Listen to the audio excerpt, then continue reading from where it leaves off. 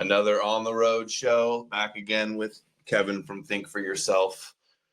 From Metallica, Carol the Bells to get us started. Tons of stuff we're going to cover today. Saturday, December 6th, 2025. Almost the end of the year. Almost the end times. Almost the end times. As soon as I get back, I'm going to publish the book like within less than a week, guaranteed. Nice. You might have to help me listen to another chapter. I'm definitely down. Are you going to do an audible version eventually? Yeah, but I'm probably not going to start recording it for a while. Right. It'll take, I might just have AI do it. Exactly. You give the AI your voice, give it a stream, and then throw a little God voice in there for the verses. Put some reverb. Some contrast for the verses. I was thinking maybe me when I'm narrating, another voice, some girl or something for when I'm quoting. Right. And then God voice for all verses. What do you guys think of that? And for Jesus, rabbi voice. A rabbi from New York, like, oy vey, salvations of the synagogue of Satan, goy. I'm from the East Coast. If you need it, I'm down to put my my role in there. I'll be Jesus. Can you give me your Jesus voice? Do we need to pull up some verses? Like the Jesus Salvation is from the Jews. Okay. Do not go to where the Gentiles are in Samaria. No. Only go to the lost sheep of Israel. That is our Aryan hero. That is Jesus, the true voice of Jesus, except in Aramaic, but totally. Same thing. It's like this Jesus I saw. That is no joke. On the ceiling of a 1,000-year-old cathedral. St. Peter's Cathedral. Isn't every single cathedral St. Peter's? Like, fuck, how many St. Peter's is there going to be? He was a spy. Well, he was a spy. Shimon Kefa, we fast for him on the 9th of Tevat. Look at that Jesus. Like, accurate depiction of Jesus. Give us your children, goy, and tell me your secrets. Like, whoever wrote that one, they must have had the Jew. The Jew must have. We got to find out who actually did that. And find out it was like the court Jew or something. Like, I'll make him look very, very historical. If he existed, he would have looked like this, except only a little bit more Jewish. Jesus. A little browner. Little browner, exactly. He's too pink. I wonder if Jazz laughing about this. This is the whole thing, by the way. It's Jesus and Peter walking on the water on the ceiling of the cathedral. 1,000 years old. The painting might be less old, but dude, do you know what I noticed about these churches? What is that when you sit down on the back of the wood pew, they have a thing sticking out at the top, so it's like really uncomfortable. Yeah, and you can't. And then the little thing about down below, you're supposed to put your knees on to pray, get like a slave on your knees. You got to be in pain, man. Yeah, it's got to be painful. They don't want you falling asleep in church. It's like it's your punishment to pray repeatedly after telling your secrets to a dude that touches children. I saw some confession booths too. I took a photo of one of them. Anybody in the chat ever been in a confession booth? I never have. I have. I was raised Catholic. I went to a Catholic school. I used to go into, there was two options. You could go into the room with the priest in the light. Mm-hmm. And then there was the option to go into the sort of secretive pew. So when you had a really dark secret, you would want to go there. And then when you just wanted to tell him some good news, you go into the room. He'd tell me to do some prayers, like do, 2 Hail Marys and 1 whatever. And then I'd just go and talk to the rabbi in the sky and put all my hopes into it. Mm-hmm. Mm-hmm. Literally the rabbi on the ceiling. Right. I'm gonna have to ask ChatGPT. Do you have your thing for Grok and ChatGPT? I like having a searcher. You're the laptopper. I'm the phone. You're the laptop guy. Yeah, together, well, we're streaming from my phone. We get it all. This is front-facing phone. What am I asking? Hold on. It's who painted the painting. Oh yeah. So somebody called it. They looked it up. Oh, you're going to just see if it can get it like that? Yeah, just give it the picture. Okay. Go. Say, who painted that? See how good it is. It's good, but it lies. That's the problem. Right. So I can't get over this Jesus. I've never seen a Jewier Jesus. Yeah, this is the pre-Schofield Jesus, by the way. Pre-Schofield, pre-Rothschilds rewrote the Bible. They made it Jewish. Jesus used to be cool. Speaking of that, did you see the Owen Schroyer thing I shared? I don't see things. We got an Owen Schroyer. You don't follow me on Twitter? I follow you, but is everybody following? But you don't go on it much. That's not good. enough. That's good. I kind of got. I've been touching a little bit of grass lately. Good for you. I got to post my video, my touching moss video. I watched it. It's so cringe. So cringe. I'm gonna do a post like doing pagan things, touching moss and doing pagan things. The artist is Giovanni Battista Goli, also known as whatever, Beccacaco. He's Italian. And yeah, 1709. Okay, it is way older. That'd be sick. What's up, true seeker? All praise to the Almighty. King OG Gondo, King Agondo, based God, Cuckoo. Okay, we're not doing good for it. I know it's a Saturday show, and why does it only say 2 minutes? Hasn't it been longer than 2 minutes? We did the whole intro song. Yeah, maybe it got cut off. What is going on here? Are we live? We're live. Okay, here's Owen Schroyer today, sounding like he's tipping his toes, dipping his toes, tiptoeing the line, the Jesus deception line here. Taking a half dose of the green pill. It's like he's been watching some Goy Shiach is what it sounds like here. I hope so. So everybody's asking for another collab. Hopefully we can do a Christmas special or something. We'll see if he wants to. That microphone is the best. That's the same one I have. It's just gold. Yeah. Exactly. You know who had the gold one? And I think that who Owen is emulating, this is Owen Schroyer from InfoWars, is Rush Limbaugh had a gold electro voice. How many Oxycontins did he used to do? He used to do like 20 a day or something. But he was always hyped up. Conservative values. Dude, I think he probably just had back pain or something. It's probably justified. Yeah. Who can blame the dude? How did he get so hyped up though? I mean, he must have taken an upper to get back up. I'm thinking if I can do a Rush Limbaugh.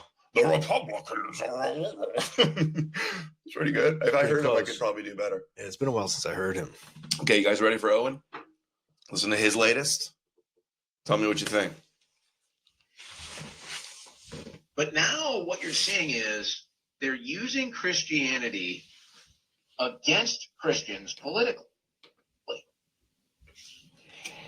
And they're telling you, if you're a Christian, that your entire purpose is to support Israel.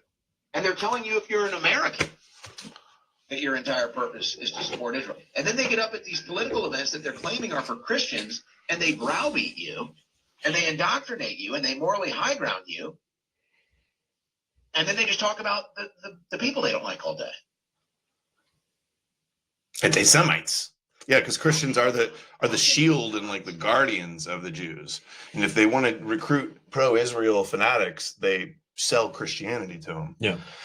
And Jews, when they're arguing with the Goy, they love to always like assume that they're Christians and try to like use that as a straw man to discredit. I see them bring it up in debates all the time. They go, "Are you a Christian? Are you a Christian? Oh, well, the chosen people. Jesus is Jewish, right?" They like, so they know that like the connotations and the baggage that comes along with this, and that's why they do it. But listen to what he says. This is a key thing. He says something like, "Or was it always meant to be like that?" Watch. Feel something. How can you not start to question things? Like Christianity. When you see that your faith. How can we not start questioning Jesus? Hey, is everything a conspiracy, but we're not going to question Jesus? Right? That's what he's getting at here. I see you, Owen. He's so close. You're coming for me, Owen. I can see it. Sorry. Dude, this is killing me. My space bar isn't letting it play. You say something? Has Alex made any comments of recent? I saw the last time when they departed, he had Owen's been like glazing him and being very positive and saying nice things about InfoWars. So I think they buried the hatchet. They got over it. It was a little sad breakup. Yeah. Jones felt betrayed. Owen was leaving the nest. He gave him a lot. He made him who he is to a large degree. How do you see Alex Jones? Because you used to be big into him, right? You said that you used to be a big fan. And a Zionist gatekeeper and a Russian propagandist. And whether he's in on it or not, controlled opposition, and very likely knows he's in on something. Yeah. That's what I would say. Yeah, I definitely think he is either accidentally or paid Yeah. to cause a lot of distractions, make everything abstract. And he's always going into the deep end. If you have anything actual to talk about, he goes, but let's talk about these documents that show that this pedophile's taking adrenochrome. And it's really just a demon never, ladies and gentlemen. And I'm just calling for balls and strikes. His job is to drive away into the mess. Whether that's his job or if that's just what sells, because people love the mess. Yeah. But that guy William Cooper and him had that rivalry when he first started. Yeah, but William Cooper has some kooky stuff. He's kooky too, but he seemed more of a sincere kook. Even when he said his like pro-Zionist stuff, the vibe felt like Alex was, I don't know if directly paid or whether that's just conducive to success or what, but checkmate. I need a chessboard on my set so I can on the street. Do you play chess? Because we could do that. It's been a long time. Okay. You beat me, I'm sure. It's been a long time. Okay, back to the Owen clip. But by the way, thank you, Rabbi Zombie Jesus. Oh, Jesus. Great screen name. You deserve a follow from that. Okay, already following. Good. Jesus. Rabbi Zombie Jesus for the clip. He says, the seeds that you planted seem to be sprouting from his stream today. Okay, here we go. That's a play on Rob Zombie, by the way. How can you not start to question things? When you see that your faith that you thought was one thing is now being turned into something else and being used against you politically. It's always been Jewish. How can you not wonder that? Yeah, exactly.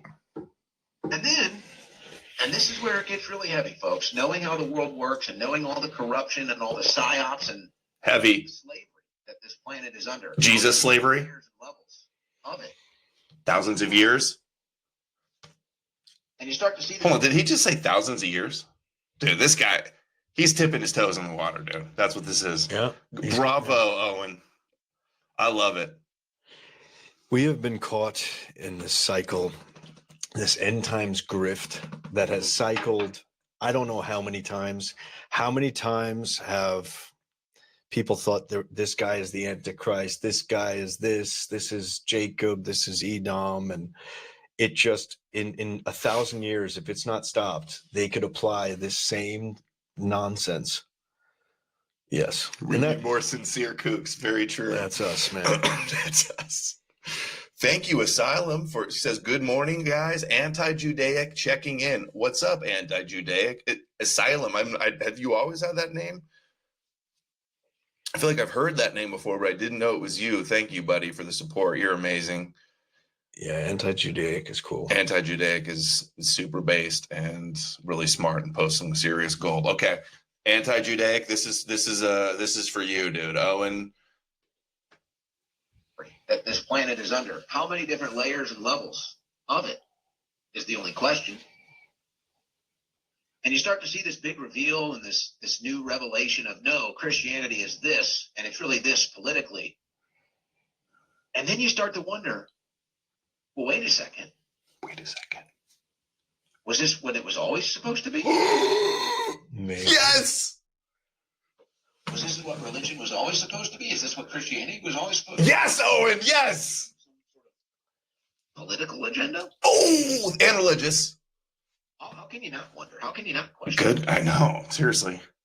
Especially right now. No, you're an Antichrist demon. Everything that's going on in the world with all the evil, what we thought we were doing to change it in this last election, and then it's just getting worse. And then the most, honestly, probably the most morally superior people right now, Christians, and they're the ones being told they're bad, and they're the ones being browbeat and beaten over the head and saying, no, your purpose is to support Israel. Yep. And your purpose is to support whatever this political operation is telling you to do. They're now in charge of what it means to be a Christian. They've always been in charge. Jews told you what it means to be a Christian. Start to question. How can you not even think, I want nothing to do with this? And then you wonder, maybe that's the purpose. No, that's not the purpose.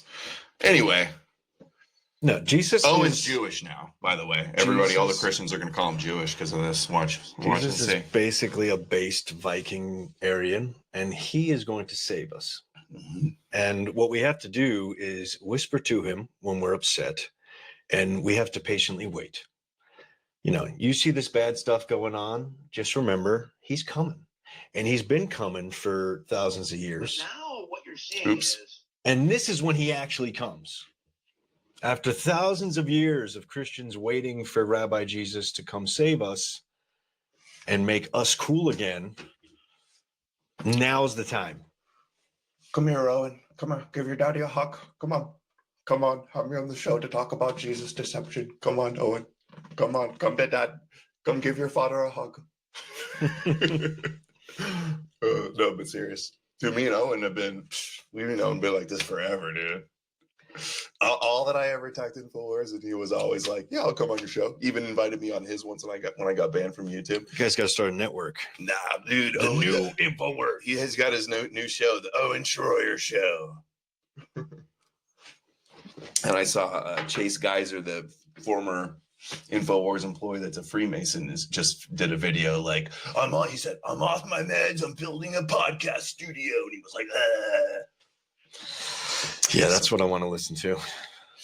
Yeah, anyway, Owen Schroyer asking the right questions, definitely throwing it out there as a feeler to see how the audience is going to react. I can tell too, because he's trying to like gently nudge them into it. Smart, Owen. Smart. Let's do a Christmas special. I'll tell you how all of the Jesus nativity story is all made up from prophecy.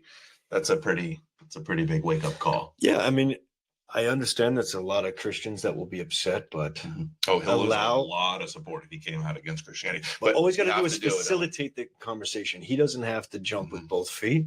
Have you talk to the other side. Right. Have me on for a debate, Owen, with somebody else. Have him against the guy with the mask, the guy with no shirt. I think that dude versus you, he's the only person that can really handle it. Dude, I want to debate him. But we'll show him right now. I'm going to find him. The E-Crusader that calls us LARPers. They called me a racist. They called me a bad person. But I'm fucking based. Needmore Emlich says they're calling it the gayest E-Crusader post of all time. Okay, you guys ready for the top new E-Crusader? A white nationalist, call me a Nazi, a racist, anti-Semitic, a white nationalist. Words smell like stone-affected wounds, but hear me now. I am none of these. I am and always will be a proud Orthodox Christian. Orthodox. Hear my message because it speaks the truth. That we, as Christian men, are called to rise. The Bible's true because the Bible says it's true because I read it in a book. This is the truth. You can't argue with us because we're the truth because it says we're the truth. He's coming, man. Based, cool Crusader Jesus. Dude, this guy. He's coming back. Dude, nice pagan helmet too. Dude, these are the people online calling us LARPers. Rise as warriors of faith. Warriors of faith. Strong bodies, to rise. To rise as warriors of faith. To forge strong bodies, unshakable minds, and hearts ablaze with God's light. To defend our homes, our families, and our families against the darkness that creeps into the world. The synagogue of Satan and their blind servants will try to silence us, but we will not falter.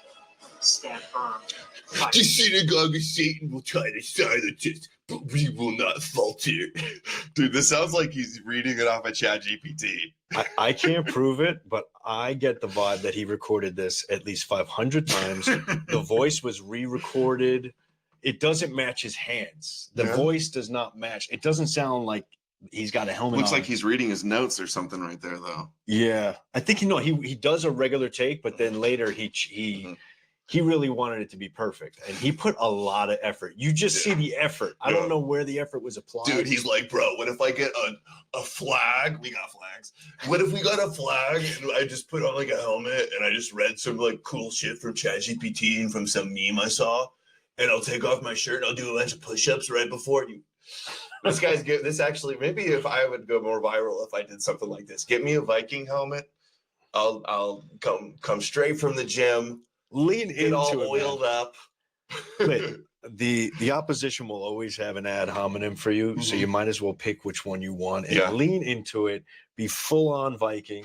Yeah. Or I can make a fake Christian one. We could all start making our own fake Christian videos like this. Yeah. Just like Watch the Collapse did his, where he was running and saying, Yahweh, I will conquer the Goyim. I'll show you. Viking street dancing. Have you seen this guy? Yeah. This is what you need to do. Yeah, then I just need to recreate this. I need to practice these dance moves over and over again. Let's finish this before we play. It's like 10 play that. seconds I'm getting left. this rigged up. Rise, for God marches with us, and with him no shadow can endure. No shadow can endure. We're racist, anti-Semitic, or white nationalists. Words throwing stone into Williams, but hear me now. Hear me I am none of these. I am always A proud Orthodox Christian. because it speaks the truth. That we, as Christian men, are called to rise as warriors of faith. To forge Warriors strong in bodies, space. unshakable minds, and hearts ablaze with God's light. To defend our homes, our families, and our valleys against the darkness that creeps into the world. The synagogue of Satan and their blind servants will try to silence us, but we will not. The synagogue of Satan will silence us.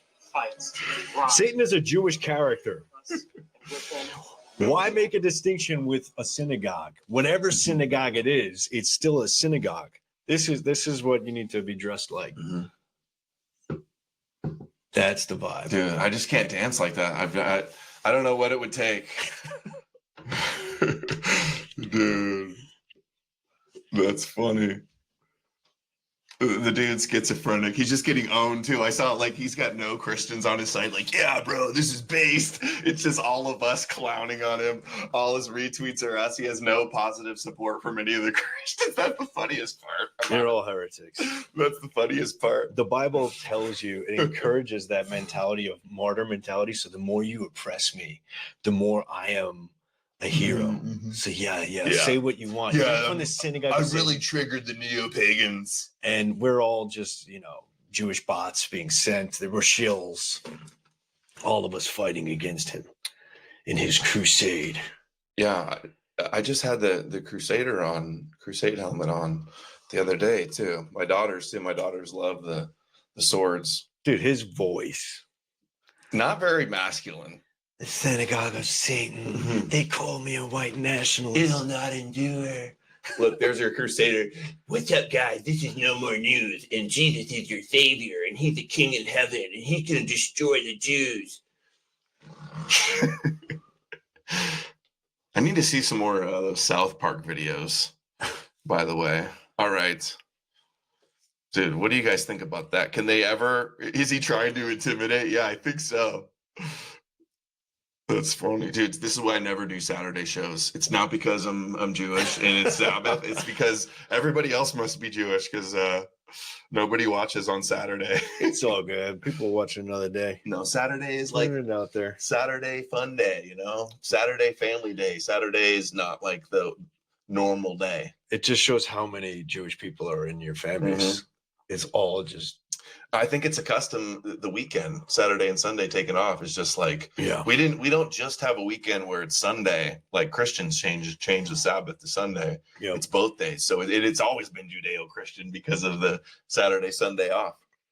And then they organized Islam to be Friday. It's beautiful. Whole weekend. The Goyers. Oh, wait, man, you caught me. Yeah. So that was amazing. The funniest thing, the new gay groper, but ortho, bro. Dude, that's so funny. I love his synagogue. I'm questioning if that's even real now. It has to be real. Is that a joke? It's real. And Oh, here's the funniest he thing. put a lot of effort into it. Dude, here's the funniest thing is our boy Evan Williams, Yahweh's strongest soldier, yeah. like parody account. He says, pagans be shitting themselves after seeing this. Christ is king. And then 3 thumbs up with the white, the brown, and the black. Every shade. And then this account called The Redeemed responded with a thumbs up. Hey, next time be inclusive and have a yellow hand, please. Yes. Yellow is mellow. The Redeemer's like, yeah, bro. He gave him the salute and the flex and then the cross and fell for it. That's like the top. That's the top one too. Jeez. Yeah, Christ is Not King of the Who. Jewish. Why didn't you finish the verse? King of the Jews. That's the number Yeah, one. yeah. Always got to cut that off. Dude, that They is were so mocking him when they funny. said that. He wasn't actually the king of the Jews. He's based in a Viking. That's the E-Crusader cope, but Yeah. Matthew, I think it's Matthew 1:2 or Matthew 2:1. The 3 kings show up and say, where is he born the King of the Jews? They Yeah. weren't mocking him. They go into, clearly. But that's the cope, man. Let's go over the cope list. Let's construct a flow chart. I wish I was at home where I had my folder, because we have the meme All right. of all the Yeah. copes. Get to that when you can, because we need an organized video, a quick. Yeah, like a TikTok of like, Yeah. here's the top 10 copes from Christians. Woo! Number 1. Like that voice and everything. Yeah. That'll work. A little good. dancing. Okay, 5 minutes there. Oh, here's the latest from Fuentes Our on favorite Bradley guy. Martin. Hate individuals, or I'm a Christian. Add this one to the highlight reel, the see through it all highlight reel. Look, I don't hate them, and I don't hate individuals, or I'm a Christian. I don't hate anybody, actually. And in particular, Gross. Christians have a special respect for Jews. Oh, right. We call them a witness people because they witnessed the revelation by God in the Old Testament and the Passion of Christ. Anyway, look, I don't. Anyway, and their covenant is valid in some sense, and they were, and kind of still are the chosen people, and they had to kill Jesus to put him on the cross so we could be saved, and we kind of like have a special admiration for them, and like they're evil, but they had to do it, and it's the prophecies, and it's like this. I'm the top anti-Semite in the world, and I worship the King of the Jews. No big deal.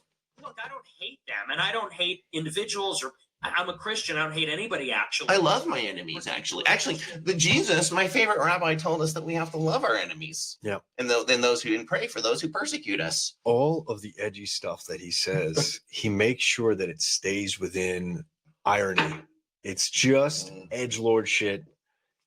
Yeah. And Like, that shows us that nothing is, you know, okay, you've talked about Palantir, you've talked about, you call certain things out usually after someone else already has. But then when you say that, it shows you're not serious. Or this is just his way of weaseling out of being called anti-Semitic. He plays like, oh, I'm just a Christian. I just want them to believe in Jesus. And they're actually still the chosen people. It's like, it's his way of criticizing Jews, but like getting a religious pass for it almost. Yeah, I see what you're that's what he's saying. trying to do. But then he, in the same interview, I'm sure he said something super edgy right after this. But it seems like that, regardless of whether he's saying that in that moment for that reason or not, it is what we see. It is. They're asking what kind of shirt you're wearing. What is that? This is that's the Jesus. Last Supper, except they're all zombies. Dude, satanic zombie Jesus. I can't pronounce the band name, but it's the singer It from. says Jesus. It's a German band. Maybe not. No, it's something in Latin. And look how the font is the branches. It's like sort of like the crown sort of of like thorns. black metal. It's the singer from Kanonen Fieber, the German band, in his other band, and they dress like zombie Jesus on stage and stuff. They're pretty theatrical. Chat's showing some love to Evan. Evan's the man. Total W, Evan, for tricking the Redeemer. I got to follow that Redeemer, by the way. You know what? I meant to look and see how many followers he had, too. I was curious about that. Incredible. That is so funny. The Redeemed, the Iron Warden. 16,000 followers since 2023. Wow. He looks like he's like maybe 5'7" with that definitely on steroids. Hey, Redeemed, let's debate. Redeemed, I'll show you how unredeemed you are.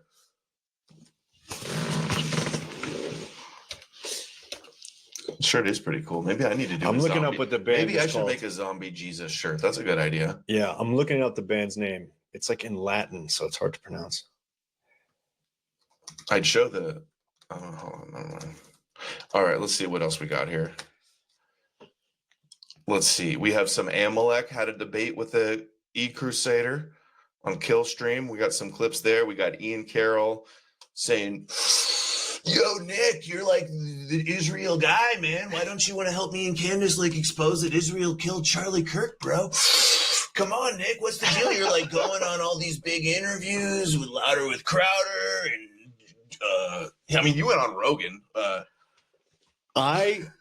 If it wasn't for Ian Carroll and Candace Owens, I think I would have believed the Charlie Kirk thing because it's suspicious. They kill it, I know you don't think it is, but can we just admit, like, it's shady? Like, it's weird, right? There's a little hint of suspicion. Yeah, and it's sus, and it's so crazy. I can understand why people would question a little bit too, because they do have that last text where he was like, leaving me no choice to leave the Israel camp. Like, right. If the, Jews are like, oh, we'll see about that. It makes you think that would create that kind of reaction. The behavior you're describing with Ian Carroll is so Fed-like that I'm starting to think maybe this is, if they're pushing this, I think it's sus. It's Candace, too.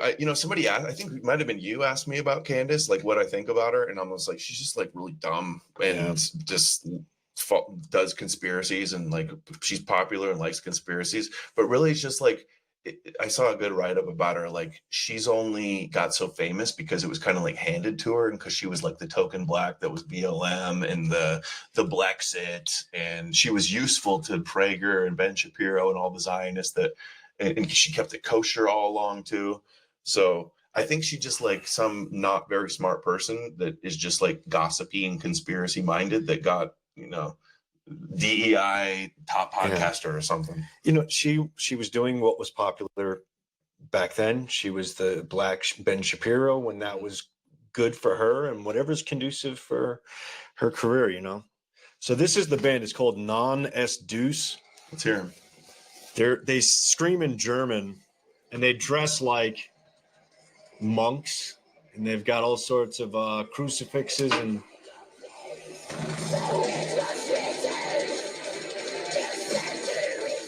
This is so satanic, dude.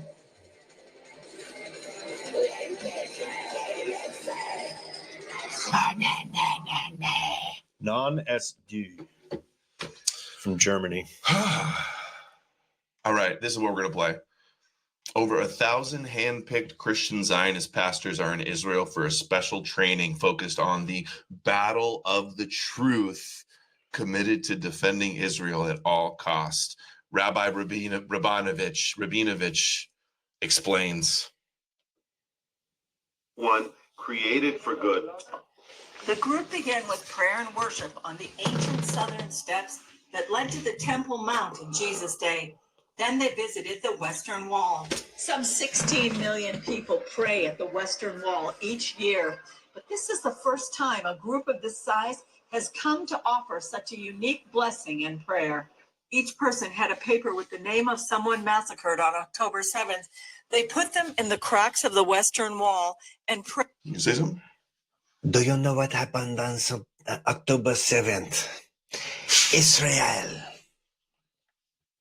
Do you love Israel? Is that an Italian? It's a terrible Israeli attempt. Prayed for the victims' families. Every time I hear October 7th, I think. The pastors met with Western Wall Rabbi Shmuel Rabinovich, who prayed Psalm 121, which proclaims God's protection over Israel.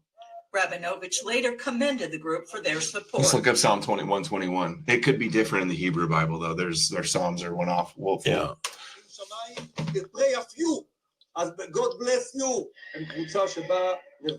They're a group that came to confirm the friendship between America and Israel, to confirm that this world is a world that the Holy One created for good, to reject evil, to be against those who want to do evil and not good. Anti-Semites and not good. Israel and the Jewish and people. Not good. Anything evil is anything that's against Hashem and Torah and God's plan and our chosen people and the light to the nations. Then you're Amalek and you're evil and you're the darkness. You need to be wiped out and blotted out of humanity. Get rid of them. If you're not with the Jews, you're evil. You're with us or against us. Cherish and appreciate the support from the U.S. government and the nation's Christians. We want to say thank you to them for supporting us in so many ways. It's a period when so many people want to hurt us and kill us. On the 7 fronts we're fighting, and America stands by our side. These 1,000 leaders will bring our message of thank you to the American people. People on the tour said they'll return with testimonies of Israel's importance to America and the world. Israel is a friend of America and our youth. So I'm on fire. And our youth. Oh, hell no. Good news. Israel's God's place. Jerusalem is God's place for God's people, and we need to support them. Thanks, Todd. We need to back them. And they need to know that the evangelical community is their best friend. Full diversity. We're your best friend. Get the sisters involved. CBN News, Mhm. Western Wall, Jerusalem. Fuck a Hamas. Wow. The Shabbos Goy convention. Yeah. We need to do that. We're gonna go spread the good news. Bitch, I'm a Zionist. They need their Jewish Kanye. Where's the Dude? They need their yay. Here's Mike Evans too. I missed this one. This one was from a few days ago. Biggest problems. The 8th front war. The 9th front is the internet. Exactly. And They're not lying. This guy looks like a curb creeper. Stud. He's like so tan, but white hair. Let's talk about that for a moment. It's called This has class. been one of the biggest problems, the 8th front of the war between Israel and Hamas. It is Hamas. media. Well, number one, we have over 1,000. We have around 1,070 major handpicked evangelical pastors. We have over 200 connected to Donald Trump in the White House. These are the media people. These are the social media people. These are the influencers. Tens of millions of people. And this is the first time in Israel's history it's ever happened. By the way, they're not coming on a tour. They're coming to become official ambassadors for the state of Israel to combat anti-Semitism and reach the youth of our generation.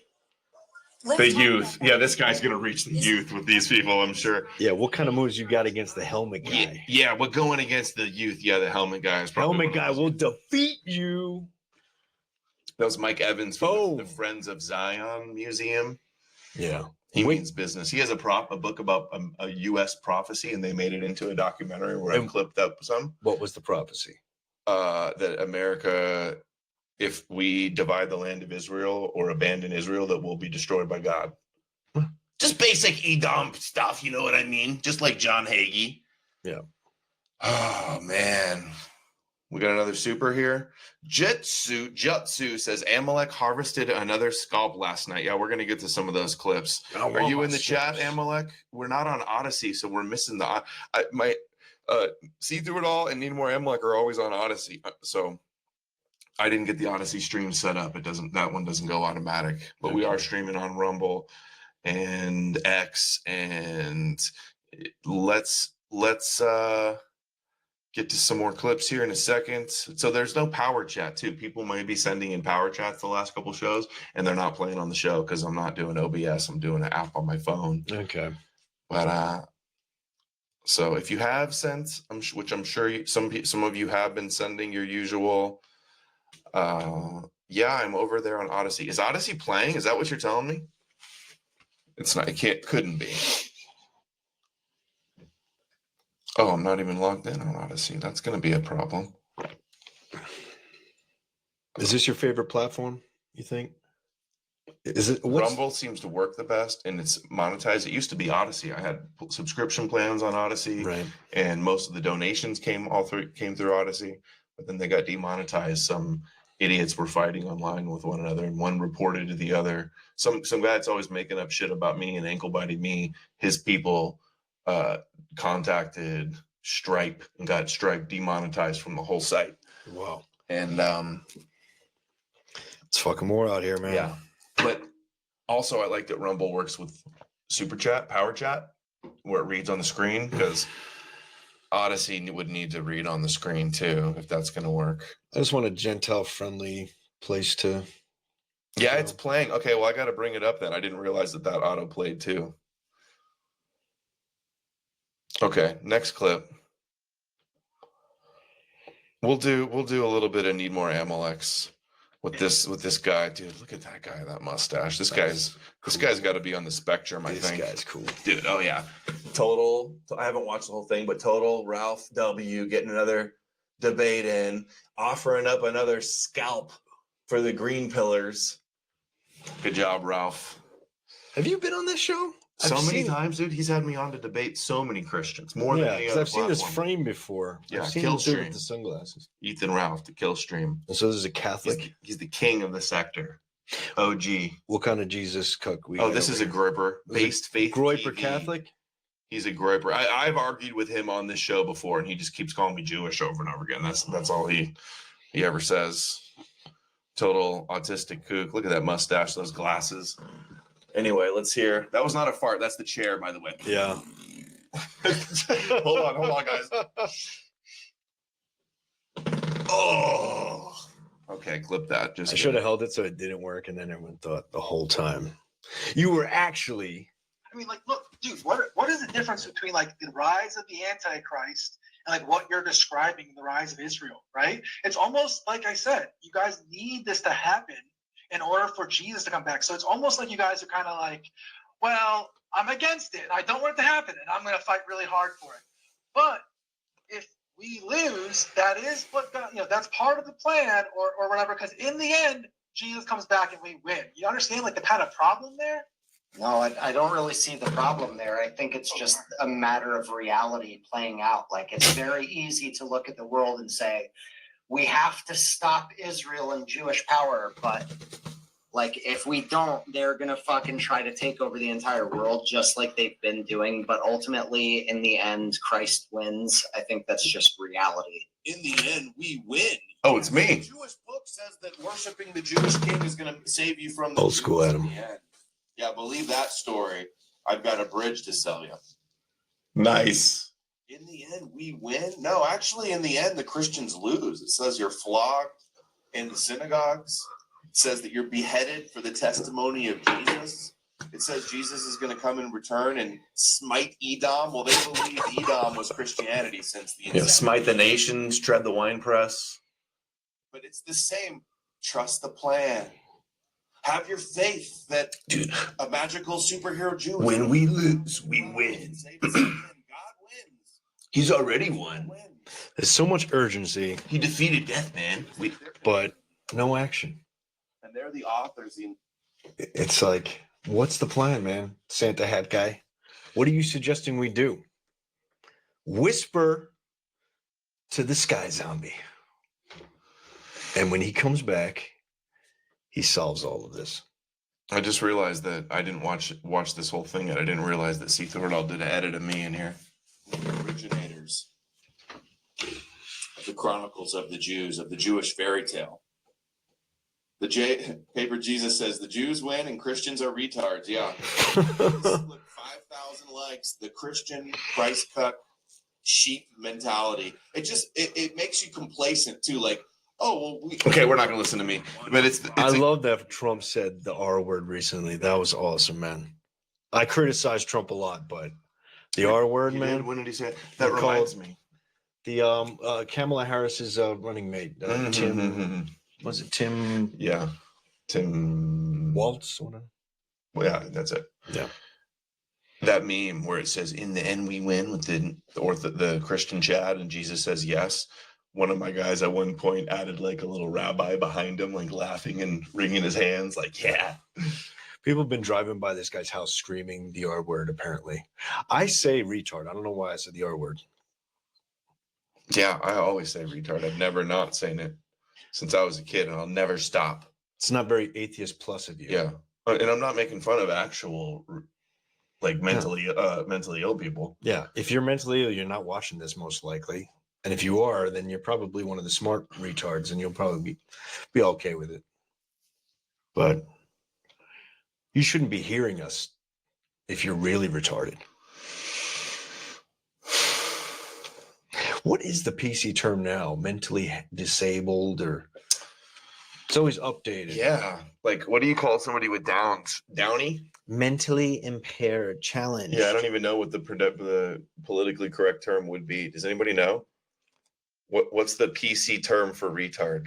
I couldn't even tell you. Never used it. I want them in sequence. Like intellectually impaired, like mentally disabilitied. Ask Croc. Say, I want to be. We say MAGA now. Okay, that's an Idiot, imbecile, moron, feeble-minded. It's These are in always order. changed. I wanted I wanted the whole timeline. Stupid psycho. So now we're at neurodivergent, neurodiverse. Before in the 2010s, it was person with a disability, disabled person. I almost called that one. Yeah. Before that, learning disability, mentally challenged. Dude, we called a lot of them actually mentally challenged. So mentally challenged is no longer okay. That's 5 steps ago. That's 20 years ago, dude. Yeah. And by making new terms, you make it so that I can always get you in trouble. You said Oriental. That used to be okay to say. Now it's not. Mentally retarded was the 50s to 60s. You could say feeble-minded in the early 1900s. Moron, imbecile. They used to actually chemically castrate the feeble-minded in America. You know what I think happens also? Is there'll be a normal term for everybody to use for like actual retards. Yeah. And then people will start calling normal like people they don't like or people being dumb retards. And then that'll have a negative connotation. So you don't want to call that to the real retards. Right. And then it just keeps evolving to new words. We will always weaponize whatever they come up with. And so just start calling people you don't like neurodivergent and they'll have to change it. Simple-minded, differently abled. Listen, you neurodivergent. Yeah, I'm going to start using that as an insult now on people. That's my new favorite word. It's like black dudes always have to make up new words when the white dudes start saying it, and the liberal chicks have to create new words every time the white dudes say it, man. White dudes be fucking it up. Yeah. So on principle, because of this, who has the Beardson mimic down to the yuck, yuck, yuck, wonk eye? Hold on, he was doing a Beardson impression with the fake laugh. I'm missing this, guys. Who did that? I know Big Tech does a funny. He looks way more Jewish. Oh, Need More Amalek says the guy he was debating. Dude, I gotta find another clip of the debate. That one was mostly me. Someone do a Grok check on which one is more Jewish looking. Grok will tell you. I don't trust Grok is Jewish, dude. Grok knows. It's never lied. I'm gonna have to go to Need More Amalek's page to see some of these tweets from the debate. And we have so much Candace stuff. There's just that I need to see to keep up with it of her insanity. But she's apparently they're offering to sit down with her. TPUSA, there was an offer. She said she couldn't make it for some cop out reason. We got all types of crazy shit going on with her. It'd be intense if they set her up and like she gets assassinated in the like, oh fuck.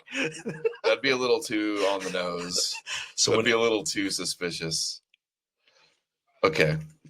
Need More Amalek. Let's find. I'm sure you retweeted these clips. I need to see it because I hadn't seen it yet. I need more Amalek. But where's the mask, bro? You see, you don't have to be faceless. You got the mask, you get the flag, you can get on here, right? Show that chest. Yeah, dude. Need More Amalek. You need to just be like redeemed. Just be the green-pilled version of redeemed Amalek. Can you do that? Any faceless guy, just get the mask. Show the bod. Thanks for the share too. Oh, a new message from the Pope says people need to get over their fear about Islam in Europe. Oh, wow. Is it really that bad? Scripture is trending. Can only imagine for what stupid reason. Well, because they want to read their scripture on Twitter instead of actually in context. Let's just get the good stuff, the badass. Okay, here's a 9-minute clip. The Christ wins. That one's me. You may. That the Catholic Church is the new Israel. Okay, here we go. This will work. Catholicism has always taught that the Catholic Church is the new Israel. The covenant was fulfilled. We know. The laws and the prophets, it was all fulfilled. The covenants are real. The new Israel, the people in Christ are the new church. We're the new Jews now. They are waiting for their Moshiach, their new Messiah. And we're waiting for our Moshiach, but his name is Jesus. Why does he sound so gay and sassy? Whatever their new Messiah is. It's not that like they're the special people, like they're going to bring about the end times because of how holy they are. It's because how they evil will they stop are. at nothing to destroy the world, and they will summon the devil to destroy all of us, and in turn they'll end up being destroyed themselves. Dude, Jesus comes to destroy all the nations and conquer the world for the Jewish God. Like, how are you missing this? I hope that's how Amalek responds. Somehow in the end they're going to realize, holy shit, we fucked up real bad. Maybe this Jesus guy, he's the real thing. And like whatever 2, 3, 4, 5% of them are left after whatever happens to them. Wow. In the interim, between now and then, are probably going to bend the knee, and they'll get saved because They'll be like the Old saved. Testament, They'll bend God the knee loves and them, be saved. They're probably going to be mostly wiped out. But the ones that do end up truly converting, like truly becoming Christian, not just like, oh, I'm Catholic now, go away, please don't put me in stocks. Like, they'll get to go to heaven just like all the other faithful Christians. But it's way too late at that point for all the other Jews. Okay, bud.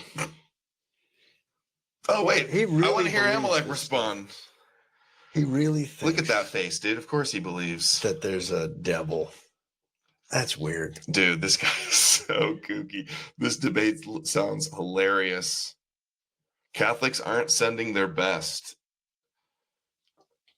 I want to hear some of Amalek cooking him. This is about historical Jesus. The top of the Catholic Church is busy with them boys. They're not sending their best. This is their best, bro. Did Jesus exist? What's your proof? And you can answer that real quick. We're gonna go through some more of these. I mean, yeah, obviously he existed. That's such a voluminous argument that I'd have to make to like prove something that is so self-evident. But I know a lot of the Jesus mythicism argument relies on like the Pauline epistles, alluding to him being like the cosmic Christ or whatever. Good. There are so many points that go into it that would need to be refuted, but I think it's just absolute nonsense to think it didn't Absolute exist. nonsense. I'm not going to go through and debunk any of it. It's just absolute nonsense. Give one example, maybe. Yeah. He asked for the best. So he didn't say go into all of it. Mm-hmm. He said, give me your best evidence. Mm-hmm. Yep, this is a deflection. And he's not even at the level where he knows the best evidence. Yeah. At least this guy's heard that we talk about Paul not knowing Jesus and it being a heavenly Jesus. That is an important aspect of it. Mostly, they've never even heard that before. So they're getting there. He must have been listening to me before, probably. Eventually, they'll get to the and everybody likes to say what a trodden out argument this is, but like the fact that all of the credentialed and like 98, 99% appeal to of consensus. all, like, the actual historians, it's theologians, which are mostly, always been a Christian institution. Yeah. People who dedicated their lives to studying the Christian Bible, who believe in Jesus, think that. Yes. Yeah. Oh, but what about secular atheists like Bart Ehrman? Yeah. Even he believes Jesus existed. Yeah, and he's yet to actually truly refute it. He had that stupid class thing that was junk. Did you see this class where he tried to sort of... I saw Carrier debunking it on Godless Engineering. Yeah, and so there's really no answer ever since there's been... When this argument got established, there's been no serious answer. Yeah, they just appeal to consensus. First thing, appeal to consensus. Yeah. And he just makes up a number, 98 of all that, and he calls them historians when they're not historians. They're biblical scholars and theologians, not historians. And if that's the case, give us your best evidence. Yeah. Let's be specific. And why do they all think that? What? Because of what? They don't ever have anything good. Atheist or Muslim or Christian or whatever, all agree that he existed. And in the Pauline epistles, he says that Jesus was a man born of the line of David, born of a mother, and under the law. He was obviously, mother wasn't a metaphor for the law. He said he was born of a mother under the law. He specifically says this is figuratively, and the whole thing is a metaphor for being born under the law or under the Torah and the commandments. And nowhere else in Paul's letters does he ever mention Mary or a virgin birth. Or any of those things. Is it safe to say that if you are a historicist, you believe Paul? Like, I'm pretty sure that we could say that you have to believe Paul. Even if you're a mythicist, is talking about Paul. A real Jesus. It really is. Yeah, and the Messiah, Carrier gets into this. He obviously ChatGPT'd it, and that's the top things that it says. The only mentions that people ever cite of Paul, I think he born of a woman, is, he says a few lines later, it's figuratively. Yeah. And the whole thing's obviously clear. It's clearly a metaphor. And that's the only mention of being born of a mother. In fact, there's a lot of shady stuff, suspicious smoking guns around the word born there. Yeah. In the Greek, it actually means to be manufactured, and it's deep. Read Carrier for more on that. On the Greek. Mm-hmm. But being the seed of David too, it says he's the seed of David. The Messiah has to be the seed of David. Like, that is how he's known, as the root of Jesse, or the rod of Jesse. Jesse's the father of David. Yeah. Or the branch of David. So it's like a religious branch, like a family tree branch, also an extension of Judaism. Hold on. And Adelphos, a blood-related brother named James, that he. No. Brother of the Lord. Adelphos does not mean blood-related brother, and it never is used to mean blood-related brother. Brother of the Lord, brother of the Lord. So it's a figurative word for being a Christian. A Christian. And every other use of Adelphos, brother in Greek, is referring to brothers in Christ, or the congregation, believers in Jesus, baptized believers. So he's making huge errors here in these arguments. Yeah. Hold on a second. That word doesn't mean blood, but go ahead. Yeah. Well, it does mean a blood relation. It doesn't mean like he was a brother in Christ. That means. Yes, it does. Every other context, that's what it means. But it also says he was betrayed by Judas. He was arrested. He was crucified. He died. Hold on. Paul's use of betrayed, because the Gospels say he's betrayed by Judas, but they're not historical. Yeah. It's myth. Paul says he was delivered up, is the word for betrayed. And there's other contexts where it doesn't mean betrayed. So it really means like a sacrificial offering up of something. Mm-hmm. And Paul's first account of the Lord's Supper, it's not even called the Last Supper, he doesn't mention Judas. He mentions he says on the night he was delivered up or betrayed or handed over, but it doesn't mention Judas there. So he's wrong again. All these little mistakes he's making. Mm-hmm. Yes. Bad stuff. It looks like the clip's about to end. We're not going to hear Amalek get to debunk this, unfortunately. Buried. He rose again. He ate a Last Supper. And I could go on and on and on. It doesn't say that. It literally does say all of that. No. All of that. It doesn't.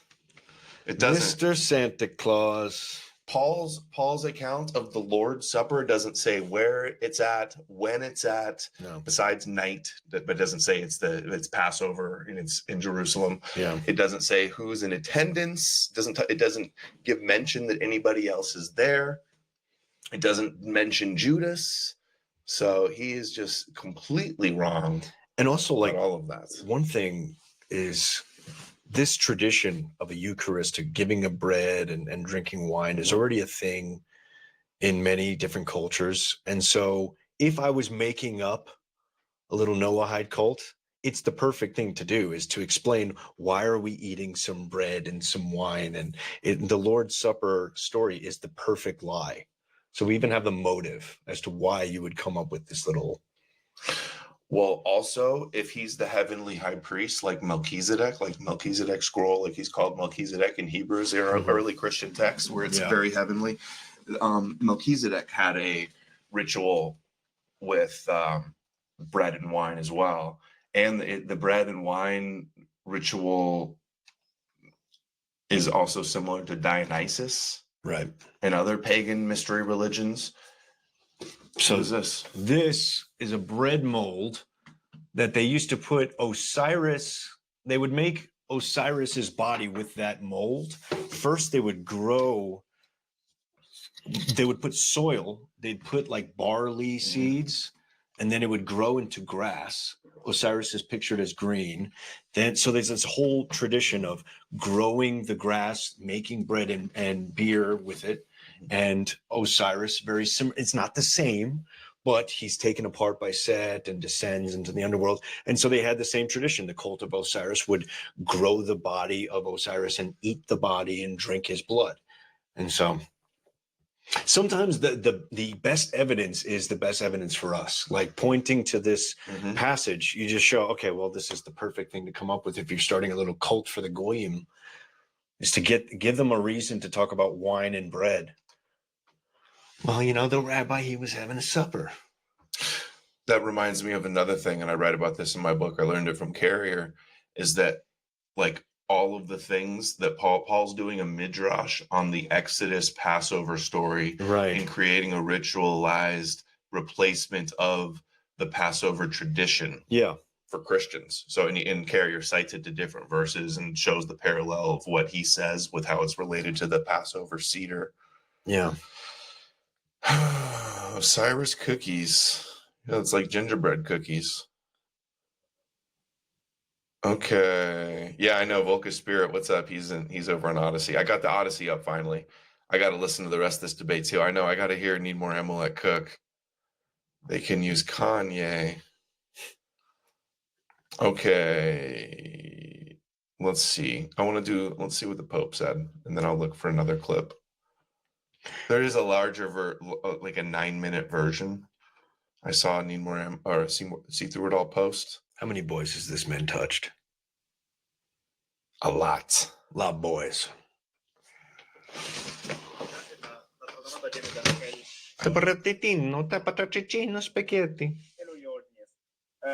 Thank you for these very interesting. It's just too quiet. Talk about people who are against immigration. Oh, here we go. Problems. Well, all of the conversations that I had during my time both in Turkey and in Lebanon, including with many Muslims, were precisely concentrated on the topic of peace and respect for people of different religions. I know that, as a matter of fact, that has not always been the case. I know that in Europe there are many times fears that are present, but oftentimes generated by people who are against immigration and trying to keep out people who may be from another country, another religion, another race. And in that sense, I would say that we all need to work together. One of the values of this trip is precisely to raise the world's attention to the possibility that dialogue and friendship between Muslims and Christians is possible. Based. One of the great lessons that Lebanon can teach to the world is precisely showing a land where Islam, Christianity are both present and are respected, and that there is a possibility to live together, to be friends. Stories, testimony, witnesses. Them live in Europe is what he means. He's so edgy, man. Christians with Muslims, both of whom had their villages destroyed, for example, of saying we can come together and work together. I think those are lessons that would be important also that we heard in Europe or North America, that we should perhaps be a little less fearful and look for ways of promoting authentic dialogue and respect. See, you were talking about Nick Fuentes earlier, like, oh, maybe he's adapting. This is his church. Yep.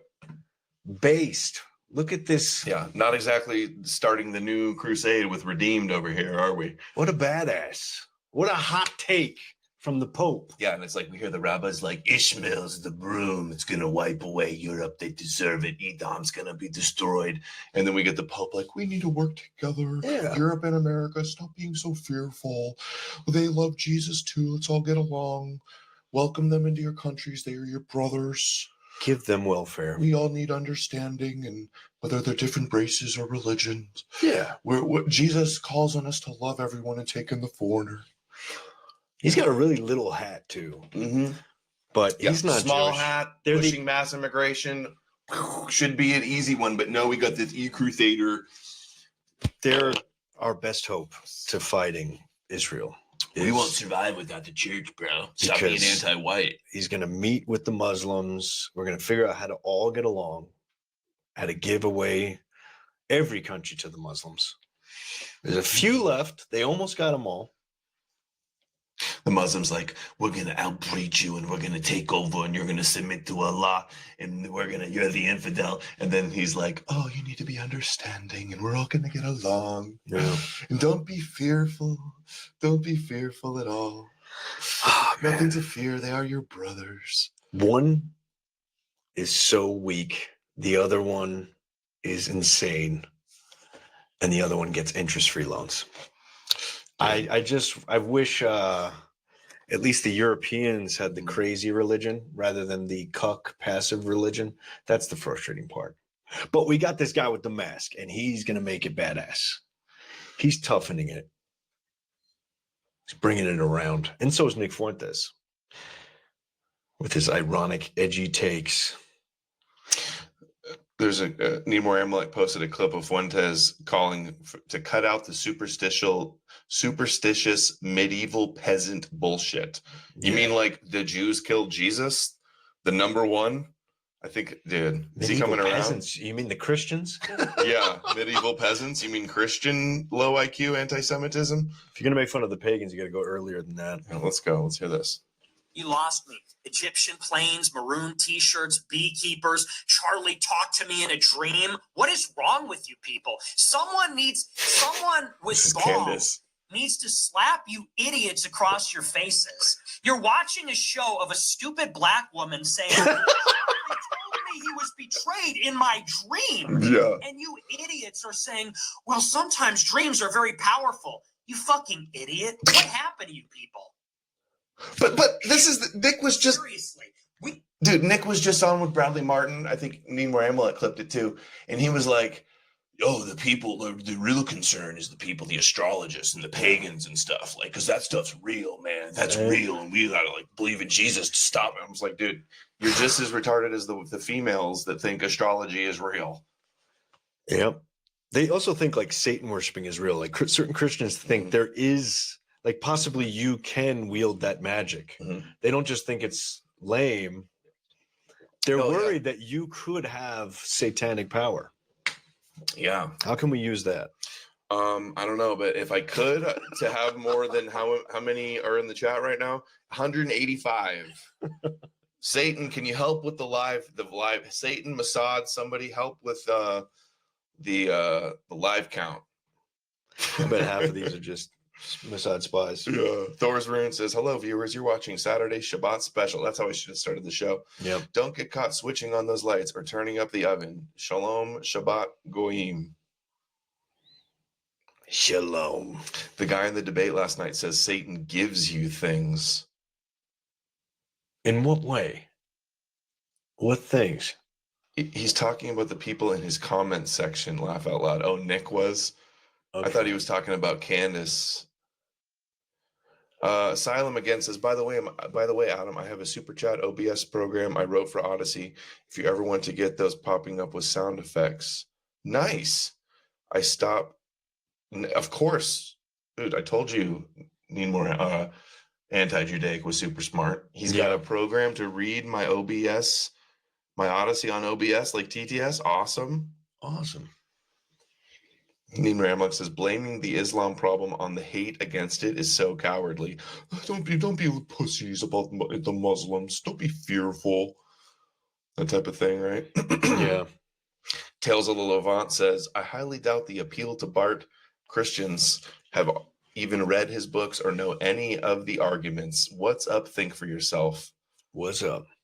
Yeah, man. As far as them weaponizing the fear of being called a racist when people speak up against Islam, when you meet these Arabs that leave to escape Islam, you realize how ridiculous that is. There are Arabs being killed by this religion.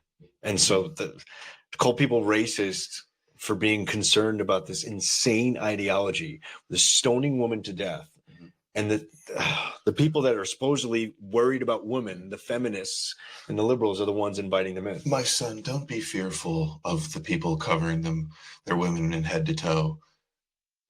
There's nothing to be afraid of that they want to cover. They want to put a towel on your woman's face. Yeah. Well, the Christians did it too. I know. Yeah. That's one of the copes up on the Islamic side. Yeah, and they're right. It's a true cope.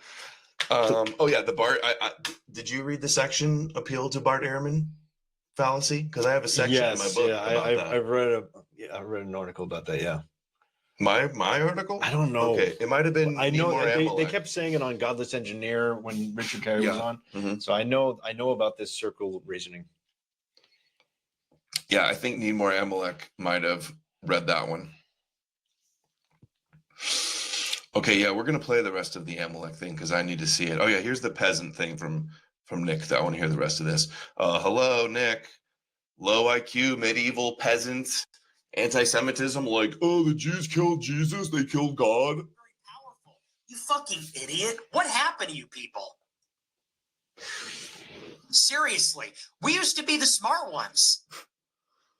Anti-Semitism used to be smart and ahead of the curve. If you were saying Jews did 9/11, Jews brought us into Iraq, we know what we're talking about. We know the names and we know what's going on.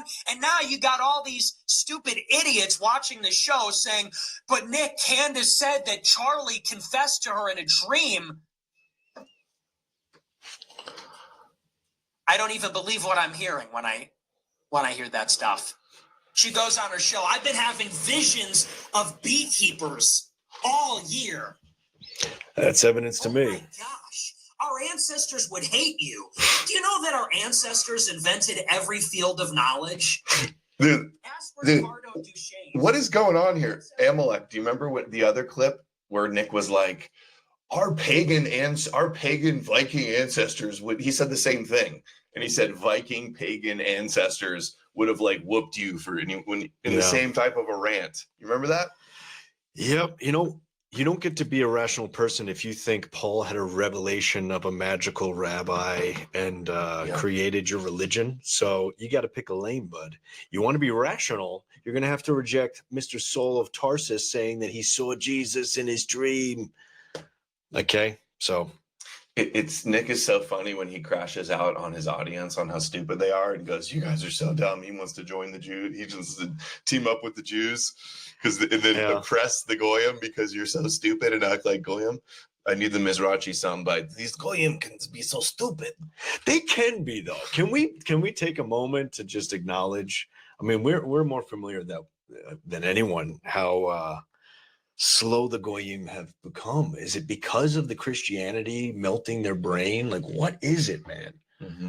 But it's not a good look. And Nick will be like, but we're the true Israel and we're the true Jews and the Jews covenant's real and like they have satanic powers and the astrology's real and but these medieval peasant anti-Semites, it's like, dude, what do you think my criticism of you has been?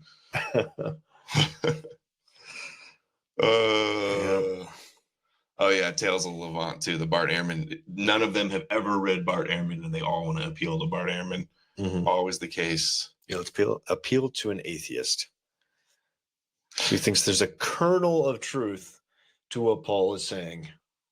Mm-hmm. Amalek said the same thing. He said we reacted to that on the Sunday Spencer Alexandria Zoom call, and this is exactly what we were saying about this astrology clip. Exactly. Yeah, same thought. Just like the Christians make Christianity real in a way. I forget what's your word for that when you like you're worried about the end times and then it hyperstition. Mm-hmm. So women do that with astrology. So even if astrology has no intrinsic value, because she thinks it's real, she makes it real.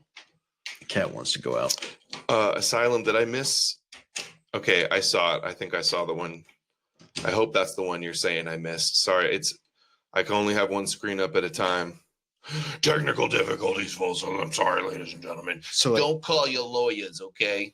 So even if Mercury being in retrograde doesn't actually change our behavior, it changes people's behavior because they read it. And they go, I looked up our chart and it's not going to work. Mm-hmm. You have a great job. You're a great person. Bye-bye. And so it's the same thing, except with dudes when it comes to Christianity and chicks, obviously. Yeah. Well, I have a whole chapter on the prophecy deception and that phenomena of how that works and manifests in the real world. It's at the very beginning of the book. That's how important I think it is. Masters invented every field of knowledge. Plato would hate you. Aristotle would hate you. Nietzsche. Vinci and Isaac Newton would hate you. We are becoming Negrofied.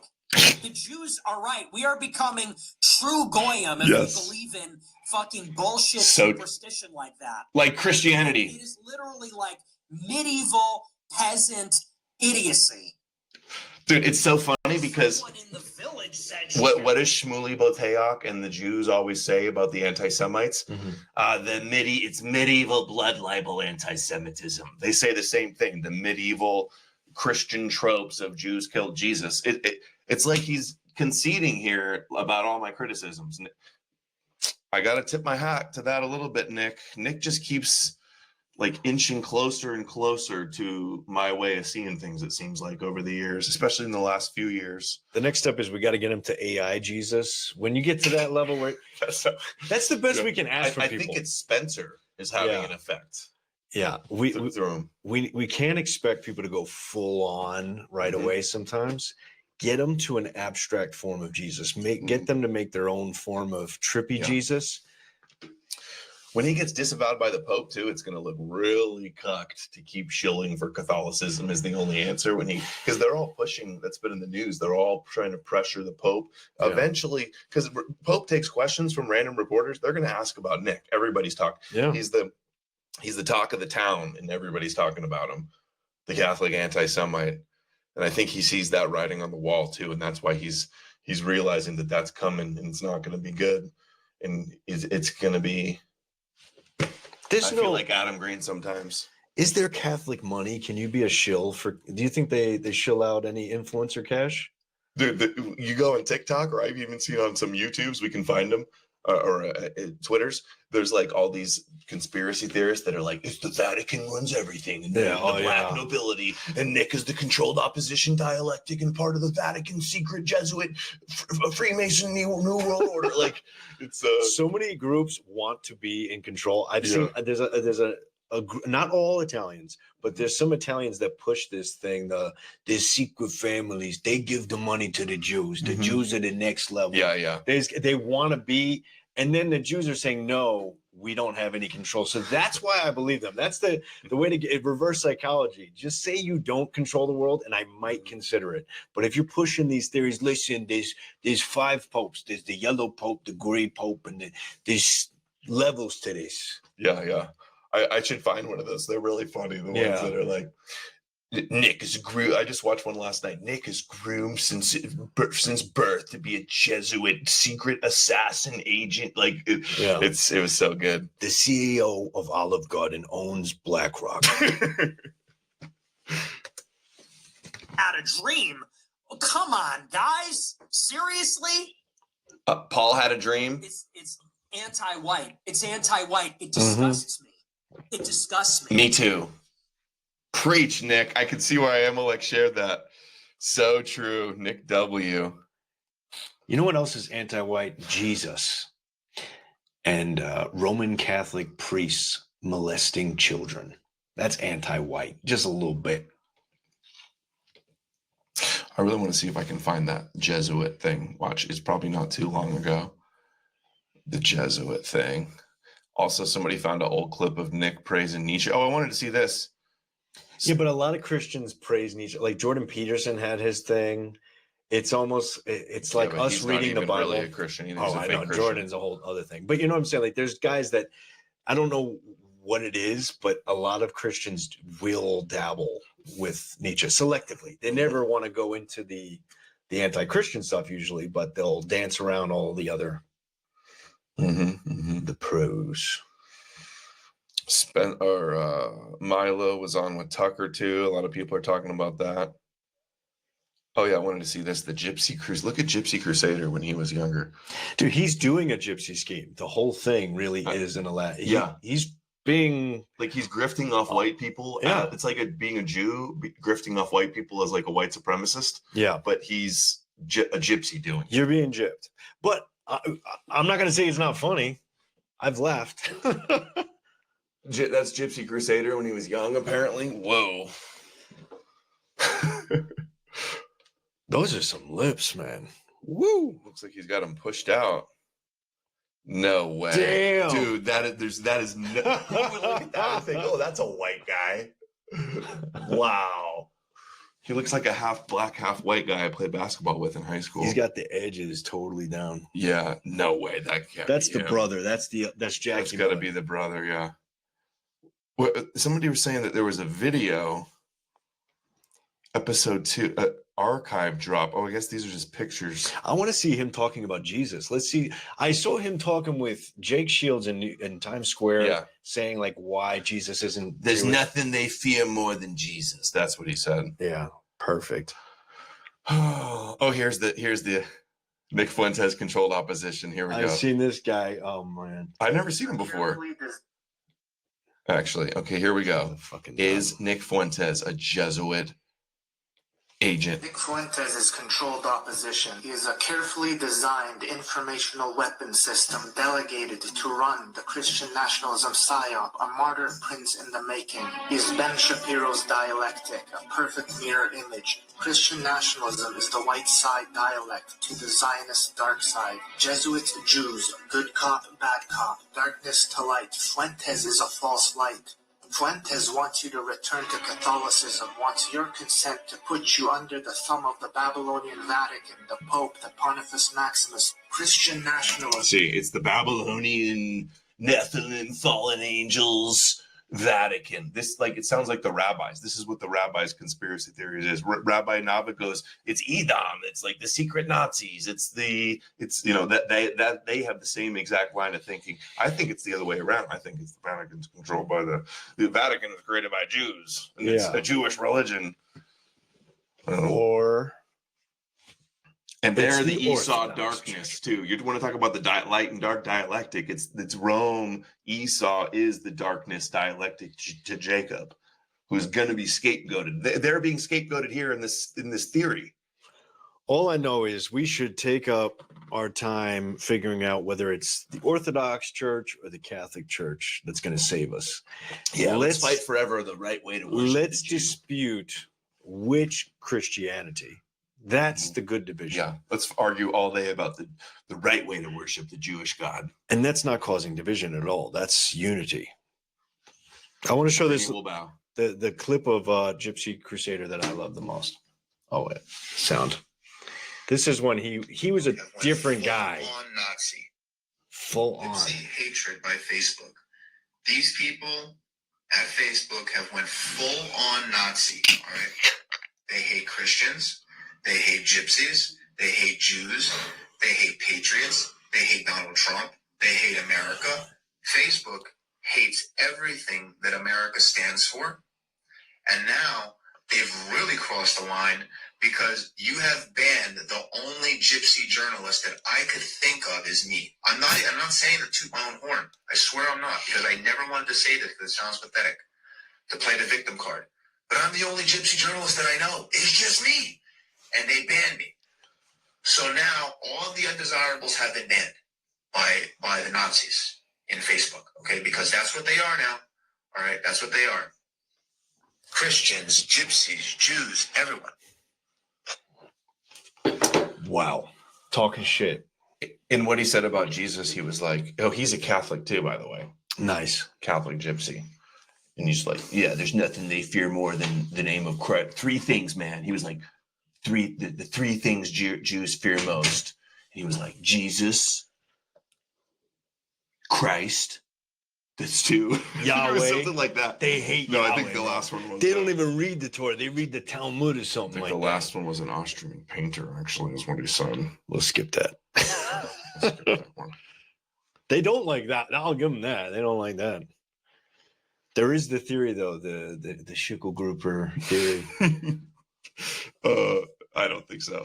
Yeah, no, it's that sounds like the Greenberg theory. It's a bit too 40 chess for me. It's a bit too much. Paul's duck lips are gay as fuck. Asking if are those grinder pictures? Yeah, look like it, huh? That's funny. Okay, where were we?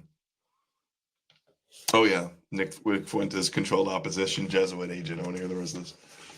might be the solution to the Israel problem they have in mind, the Trojan horse to usher in the Antichrist counterfeit religion through the Vatican. Roman Catholic one world order, you wouldn't see that one coming. That would catch you off guard, which is the point. Fuentes neatly fits into Albert Pike's vision for the Third World War, where Christianity, Zionism, and Islam destroy each other to usher in the Luciferian Enlightenment. Fuentes doesn't actually go against the system. Notice how he says, let's recap. Previously on The Truman Show, the newest development on Bread and Circus. Like Tucker and Candace, he treats Bread and Circus as legitimate narratives. He is a ringside commentator and occasional participant in the scripted WWE kayfabe between light and dark. Like professional sports, politics is a specific flavor of boy slop, and Nick Fuentes hands it to you on a platter. Notice how strongly Fuentes discourages four-dimensional analysis. It's okay to question Jewish power, but it's not okay to question the powers behind Jewish power. Your schizo is used the same way as your anti-Semitic. He doesn't want you thinking outside the juice box. I'd bet money that he was groomed from birth by a Masonic order which taught him the art of rhetoric and oration. His rise isn't organic. He's been boosted into the cultural Oration. Is he that good of an orator that he... The theory. Masonic Jesuit trained specialist. He was trained by the secret dark arts. And Myron Gaines, who was a federal agent for Homeland Security. He's had dinner with Trump and Kanye. He's networking with elites, but they've tried to assassinate him. Yeah, same with Trump. But he's been canceled and persecuted and deplatformed. He's got a point. How come his face is on major news outlets? How come New York Times is writing about him the day before the Charlie Kirk psyop? If they didn't, they've been writing about him for years. They wouldn't shout Maybe his they're name setting from him up to be Kirk. See if Candace has a dream about it. Self-corrective feedback to trigger a self-destruct sequence in your suspicions of Fuente, because it is suspicious that he incited his followers to storm the Capitol on J6, but he never got charged. It is suspicious how he was given $250,000 randomly just before that. It's not so much as one smoking gun as it is death by 1,000 cuts. Death by 1,000. Let's imagine conspiracies. We're doing a conspiracy, okay? We're the top rabbis, and we're coming. Okay, the plan is we get this Mexican guy to say really edgy stuff, right? We boost him, then we take him out. That's next, right? And then we get control. It's like everyone keeps talking about how they're going to get control. It's like, I think sort of in the past tense. I've got somewhat of a like similar theories about Nick, but not that he's like an agent of the Vatican, but just that he's being used as the Esau villain, Haman, Hitler. But if they're doing that trope, evil boogeyman. But if they're going to prop him up like that, that means the next thing is to do something to him. So you're going to make an example out of him. You can't promote a guy, show, hey, you're going to be rewarded for this behavior. I think he's been rewarded and promoted partly because he plays that villain role for them. Yeah. He's used as the boogeyman. That's why the New York Times in the left gives him so much attention, to make the right look like evil white supremacist Nazis. The rabbis and Jews are talking about him all the time because he plays that archetypal Christian anti-Semite type of role. Who knows, maybe. Okay, but I don't think he's working for the Vatican to do it. Let's get real deep and theorize what the possibility is. Let's say we know we're the secret guys. We make the plan. We know we're going to do October 7th and let that happen. Whatever. We got everything planned out. You could say, hey, let's have a guy be the Christian kook, circle the wagons ahead of time. And it seems a little too edgy for that, though, in reality. It seems like Nick is sincerely anti-Zionist, so to speak.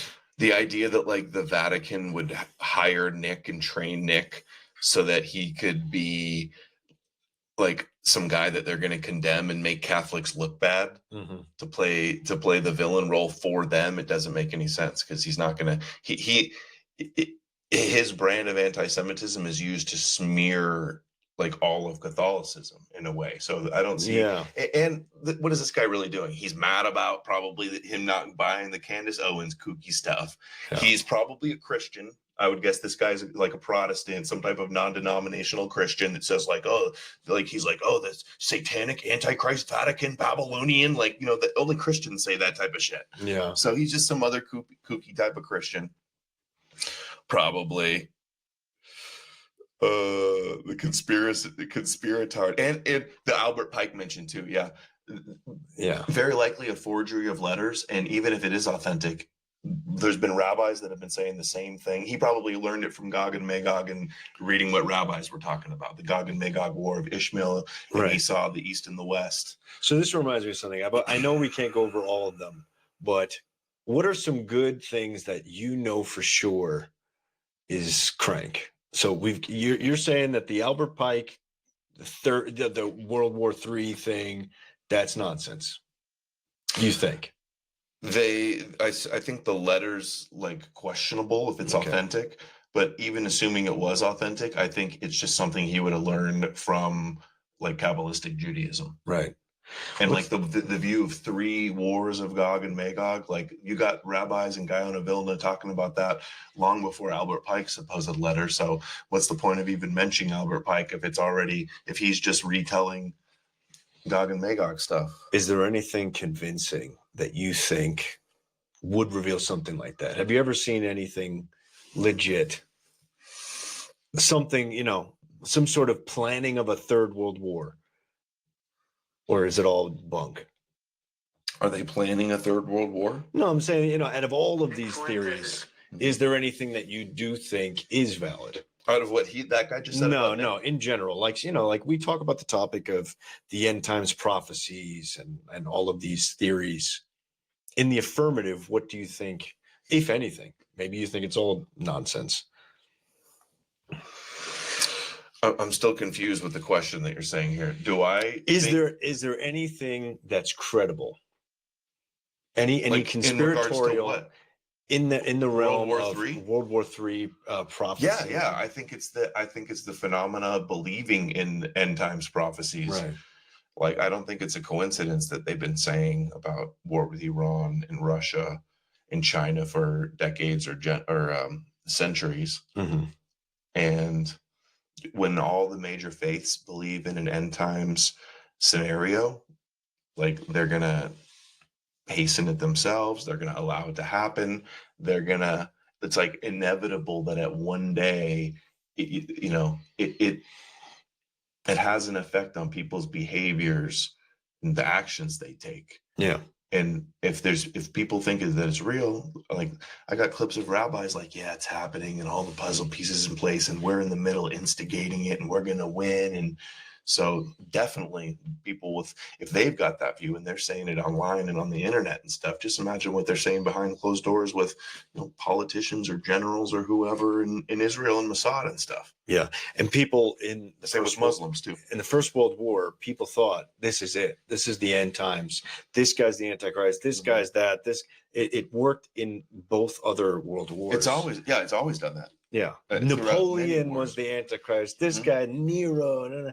That you can always, it's a grift that keeps on going, just like Jim Jones could get, 800 dudes to be in his cult with this crisis. It's a cyclical crisis we're constantly in, and we're constantly waiting for Jesus to come back. He's yet to come back, but this is it. And he's based. Well, also throughout all those times, there wasn't a state of Israel. And like, just look at the influence that the Muslims have, Islam has in Muslim countries, or in our politicians, or the Christian Zionists around Trump and Pompeo and Pence and who's our Secretary of Department of War, Hegseth, Huckabee, and Pompeo when he was Secretary of State, Rubio and the Adelsons, and that they're all religious believers, and they're the ones in charge of the government and the military and the CIA and Jared Kushner and top advisor in Middle East, right? It's like it has spiraled into where it is, like you're saying, it is worse now. So I'm definitely not, it's not an equivalence when I talk about the other world wars. I'm just saying that, Christians were going through the same grift, but you're right in the sense that it's like, it has been manifested. We do have the Holy Land. We are. That's what I'm saying. That's the point. If it's a cycle, it's always repeating. It's and in every spiraling. generation, people are reinterpreting things and thinking it's in their time. Eventually, they're going to, especially when we have the technology, they're going to get us into it. Yeah. And it's going to be one day. Keep waiting, buddy. One day, it's like the boy crying wolf. One day, it's actually going to be Armageddon. Okay, here's another little one. See through it all says Christians not being disingenuous pieces of shit, challenge impossible. But you know what? Before we get that, sorry, Jossitz, or what is your name there? He had a question about Nina Lively and Paul mythicism. Yeah, that's really interesting stuff. Jay Stoltz 111. I hope you're still here. Sorry, it got to it late. Have you ever heard the theory of Paul being mythological or Nina Lively research? Yeah, and there's a few other people that write about this subject, and it's super interesting. I'm not an expert on it, but I think if we have the fullest skepticism and we question everything and we believe nobody, we technically can't go even before the Second Temple's destruction. Like I've already told you, I believe that when we're reading the 7 undisputed letters of Paul, we're reading something before the Second Temple. But I believe that technically, if we wanted to fully not believe anything at all, there's a chance that Paul is this fake character. And if it sounds like 4D chess, it is a literary style. So Either Or by Kierkegaard is a really compelling book. And it's about this guy who found memoirs of another guy. And when he's talking about the letters that he found, it has this Blair Witch Project where you're reading it as if it's a real thing when it's fake. And there's a chance. I don't believe it. I think just maybe, it's my bias from being used to the other perspective, but I'm not able to, I've never seen anyone totally refute it. Like when Richard Carrier did 2 blogs on it. Carrier did the blogs on it, but am I wrong in saying that he didn't present any firm evidence to prove not Paul? Conclusive? Yeah, he technically he believes Paul is actually a real person, but it really is a situation where we don't know enough. We have to believe what these dudes a long time ago wrote. Neil from Gnostic Informant has interviewed her, and I think he's read her book too, and he's interested in it. He seems to be a little bit of a convert or believer, definitely open to it. And same with Nemor Amalek too. It's always bringing her up. I've watched a little bit of her interviews, and I haven't dug too deep in it. Haven't read her book. One of the things, yeah, go ahead, finish. That was about it. So one of the things that does, when I think about what I could actually hang my belief on, is the character Jesus in the Gospels says things that Paul says and does things that Paul does. And so that seems like Paul's letters were older, and then they created the character Jesus using the character Paul. Mm-hmm. But the letters of Paul. Yeah, the letters of Paul. So but when you think about it, it could have been someone made up the Paul stuff and then someone used that. So I'm almost I'm using that fact to hang my belief on it. But that still, if you have full 100% skepticism and you're not believing anything, you refuse to believe anything at all, that doesn't get through that filter. But it sort of seems, it's I don't want to give them so much credit to be so creative that they would think of creating pre-Second Temple stuff. It's 4D chess, definitely. That would be extra 4D chess. I mean, it already, Carrier would agree, and from my understanding, 1st and 2nd Peter are not written by Peter. Definitely 2nd Peter's not. Those are forgeries, pseudepigrapha. And same with Hebrew. We don't really know who wrote Hebrews. The church tradition says that it's Paul, but most likely that's not the case. It's very different style. So 1st and 2nd Peter. James, as they say, is written later, not by the real James, not in the lifetime of James.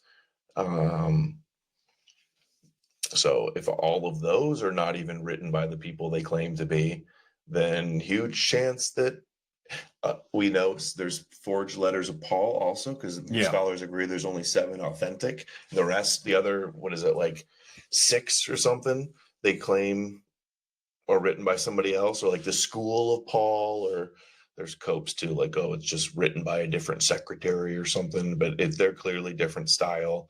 They're not making that up for nothing. So there is questions there, but that would be way too big to open that up and tackle it into my book. So I haven't gotten deep into it. It's kind of, it doesn't make sense to me that if Paul's letters doesn't even know an earthly Jesus, why invent a guy that's inventing a guy, Jesus? Yeah. That's weird. Well, like I said, it is a literary style. It's not common, especially back then. There's no example back then that I know of, but it is a later style and it's super compelling. So if I wrote about how I found letters, it's super compelling to read. Mm-hmm. And so it is too much to give. I agree with you, but just to show, like, it is a thing later on in literature. Yeah, literature to write fake correspondence and letters. Yeah. Kind of like the dialogue with Trifo, right? That's a fake Justin dialogue. Martyr. Yeah, right. Yeah, so that's clearly fake. Mm-hmm. It's like when you're reading it, it's like, okay, you're just making this up. Mm-hmm. And you can see why he has that motivation. He wants to make a distinction and stuff. Mm-hmm. And so, yeah, one moral of the story of everything you just said, all of those points, is they're all lying. We should basically not believe anything. And I don't want to believe that Paul is real, but it just seems like it. I don't want to hang my hat on it. I always want to explore this idea. So I'll read like a quick thing of Carrier's long thing to see if we get any better take. Livesey is correct in describing as unwarranted the Academy's insistence that Paul was real. That claim is not a successful argument against her thesis. The question really is whether the letters provide evidence to doubt Paul was real, which gets us to her second and third arguments, which I treated last time. Yeah, it's so super long, but he has his points. He knows more than me. I'm going to take his word for it. Yeah, and it's a little bit irrelevant to like the bigger picture of the Jesus deception. Yeah. Like, I guess if Paul never existed, that would mean Jesus never existed. Are we going to say Paul's fake, but Jesus was real? That wouldn't make that much sense either. So it's like, yeah, it's even more if Paul's a lie, then if Paul's the best evidence, the only evidence that Jesus even existed really is Paul saying that he met James, the brother of Jesus. Yeah. And if Paul never existed, then he never met the brother of Jesus. So Jesus, there's no proof then. So, but the big picture, I think, and the more important issue to keep the focus on is that Jesus is a mythical construct, a midrash based on prophecy about a Messiah that's meant to conquer the nations. Like, what else? Why even really need to speculate? The Paul thing is just like a side issue from that perspective. I think maybe, I don't know. Emily probably disagrees. Maybe Neil would disagree. I think if you were able to prove that Paul isn't real, then we get to throw out Paul in a way. And then mythicism is it's like the next level of mythicism. If you were able to, let's say you had proof like Paul is fake, like that's all they had. Like, we start with that. And so if you were able to prove that he was fake, it would change the perspective of things. But like I said, there's not much to go on. Vrilzer's in the house. What's up, Liam? He says, Paul might be a school of people. Yeah, I wonder does Nina say who she thinks forged Paul's letters? Ancient Jews. I need to see more debates with Nina Lively, number one. She should debate Carrier. Hey,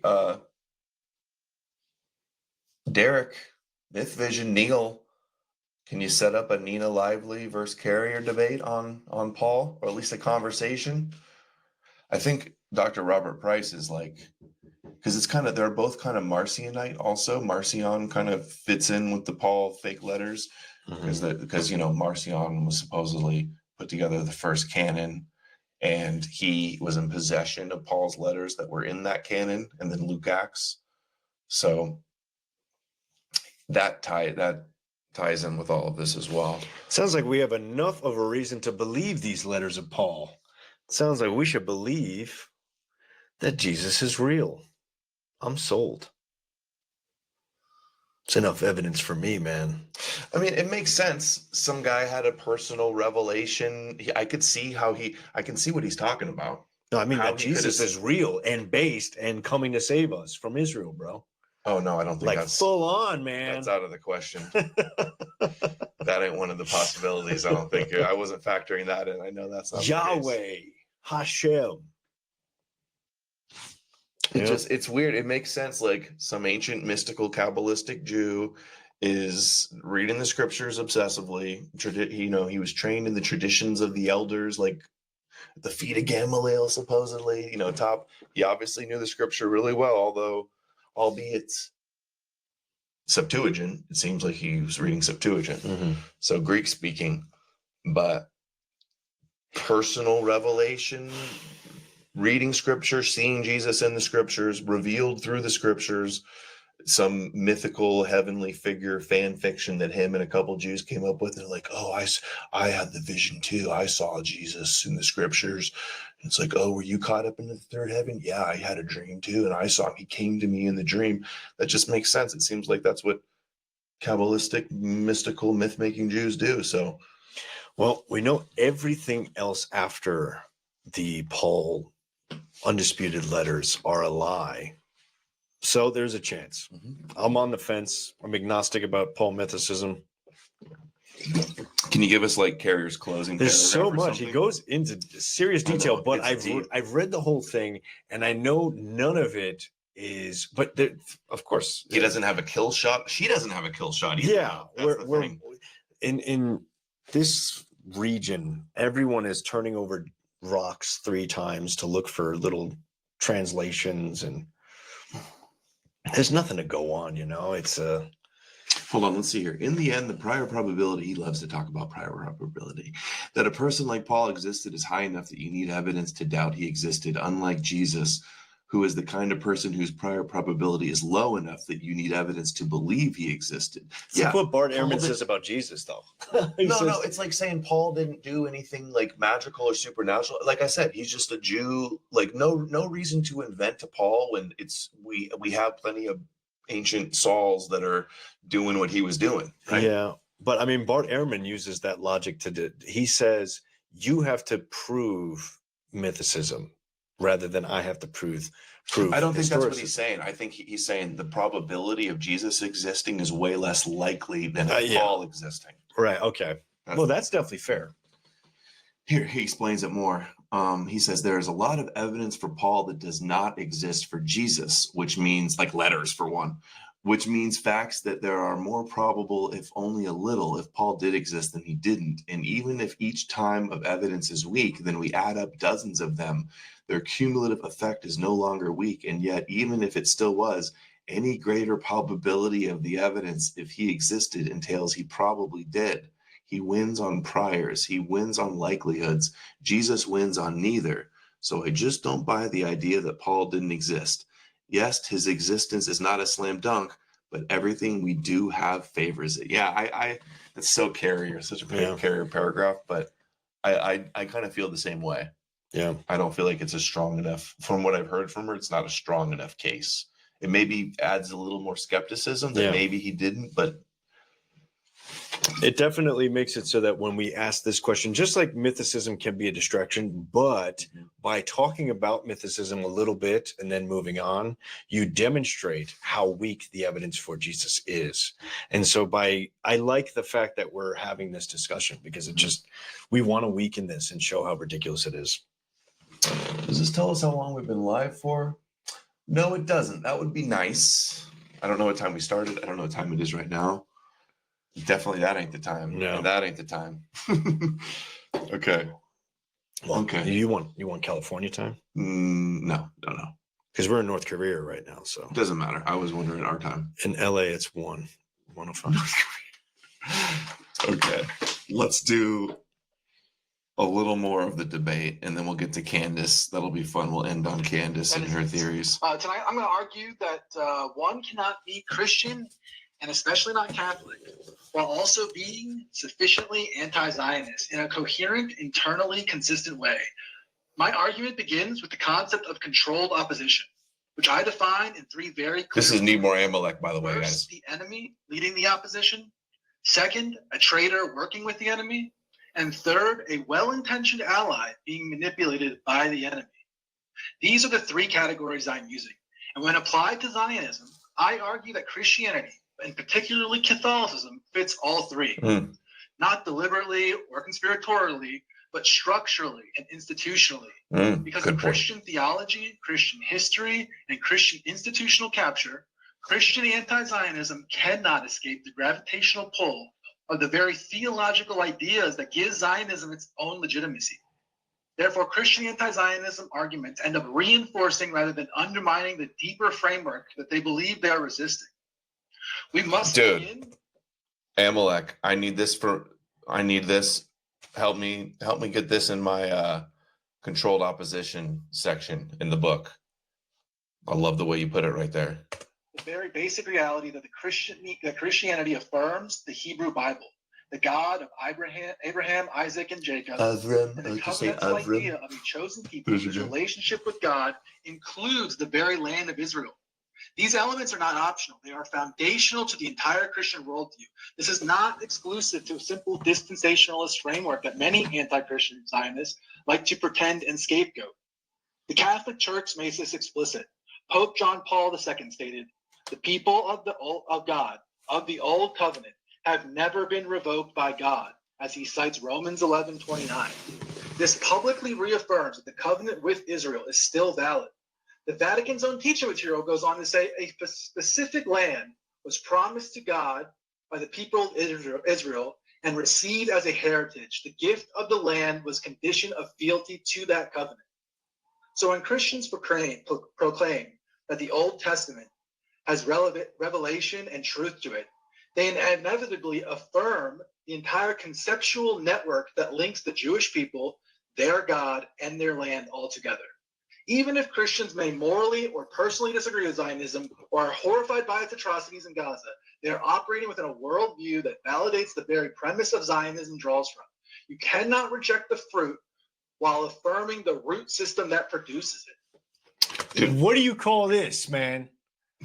That's opposition. Yeah, that's what real opposition looks like. They called him a white nationalist. They called him a lot of things. Where are they now? I like the way Amalek is laying out the premise of what he means by how it's controlled opposition. Yeah. Like, because they think that means like, oh, the rabbis are like secretly telling Nick what to say, or the rabbi, the Pope has a rabbi handler or something, and that they're all in on some big conspiracy. It's structurally, it's institutionally, it's like it's embedded, it's built into the foundations, right? Like that's what we're saying. Yeah, they don't need any direct control. It's planned out perfectly. And he said the three ways of controlled opposition. The third one was like they're well intentioned and like sincere, but they're still working for it. Yeah, he worded that well. It is designed to pacify and create. Well, I mean, what is Santa Claus doing? He's waiting. He's waiting for Rabbi Jesus, and that's what we're talking about. We don't know that there's any phone to the Pope. They don't need that. Baked in the cake. Thank you, Jake Holiday. Conspiracy truther. I bet you the chat was kvetching so hard. I wish I could have seen the chat.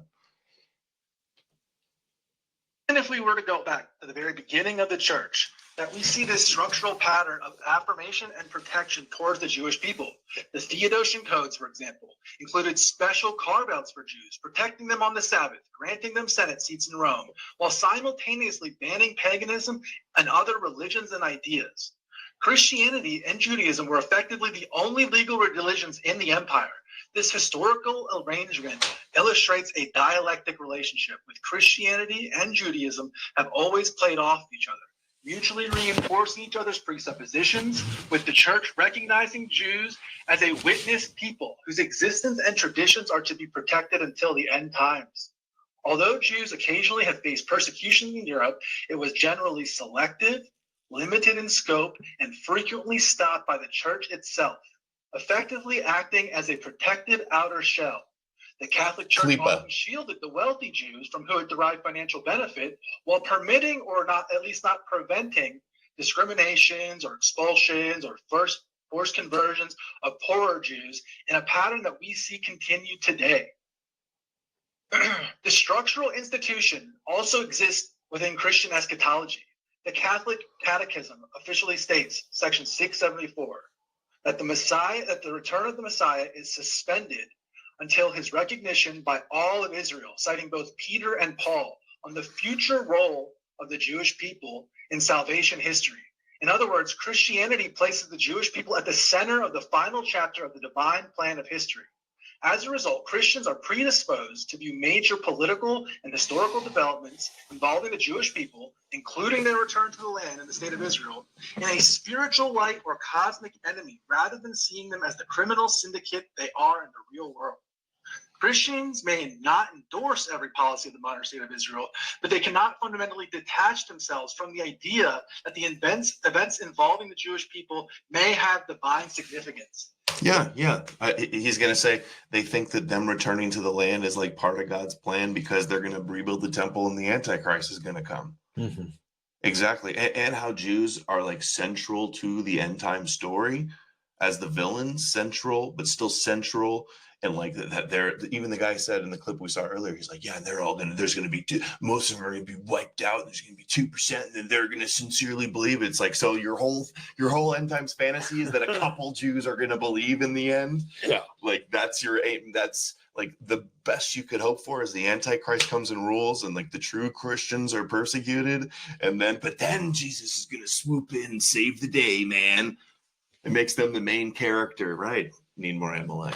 We're the real bad guys, not Israel. The Groiper admitted defeat after the intro. I hope we hear the intro here, or is this just the whole intro? Let's see, 440. Uncompromising critique of It science. is just his whole opening. Okay, we'll hear the rest of it. Events involving the Jewish people may have divine significance. This places yet another ceiling on how far Christian anti-Zionism can go.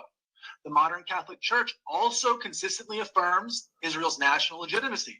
During his 2009 visit to Israel, Pope Benedict declared, "Let it be universally recognized that the state of Israel has the right to exist and enjoy peace and security within internationally agreed borders." The U.S. Conference of Catholic Bishops and other episcopal bodies around the world have made similar statements. The Church is not endorsing any specific government, but it is explicitly affirming Israel's right to exist biblically. This alone limits any Christian critique that hopes to negate the legitimacy of the Jewish state entirely. And let's just assume they are a Christian is anti-modern day state of Israel. They're still like Zionist. They still worship the God of Zion. They still believe in a heavenly Zion and the significance of Zion. Like to act like, oh, we're anti-Zionist Christians. Like you're not anti-Zion. You worship the God of Zion. You're pro-Zion God. You believe that the story in the Old Testament occurred to some extent. You believe their historical narrative, which in the rational world we can disprove. Archaeology, there's all these rational ways to dismiss this story. But you believe that story, regardless of your theatrical opposition and your rivalry to Orthodox Judaism. You think that story happened, and you shouldn't think it happened. In the rational world outside of, and that's why there's a distinction between secular Zionism and us.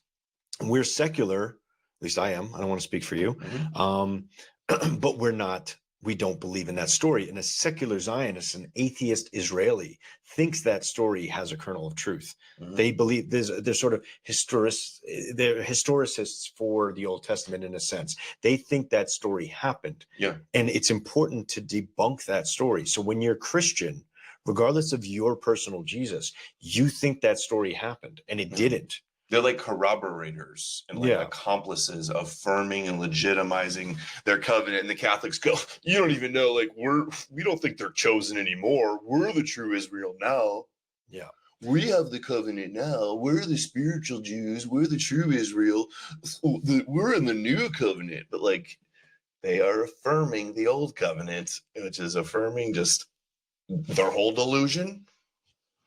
And first you catch them getting the foot in the door, getting them to agree about, you have the new covenant now, go ahead, but the old covenant is legitimate. And then they go, okay, and ours is still legitimate too. Like first they catch you, it's like a sales tactic. They get you with the easy one, and then they rope you back in, right? Yeah, I got to walk back. Mm-hmm.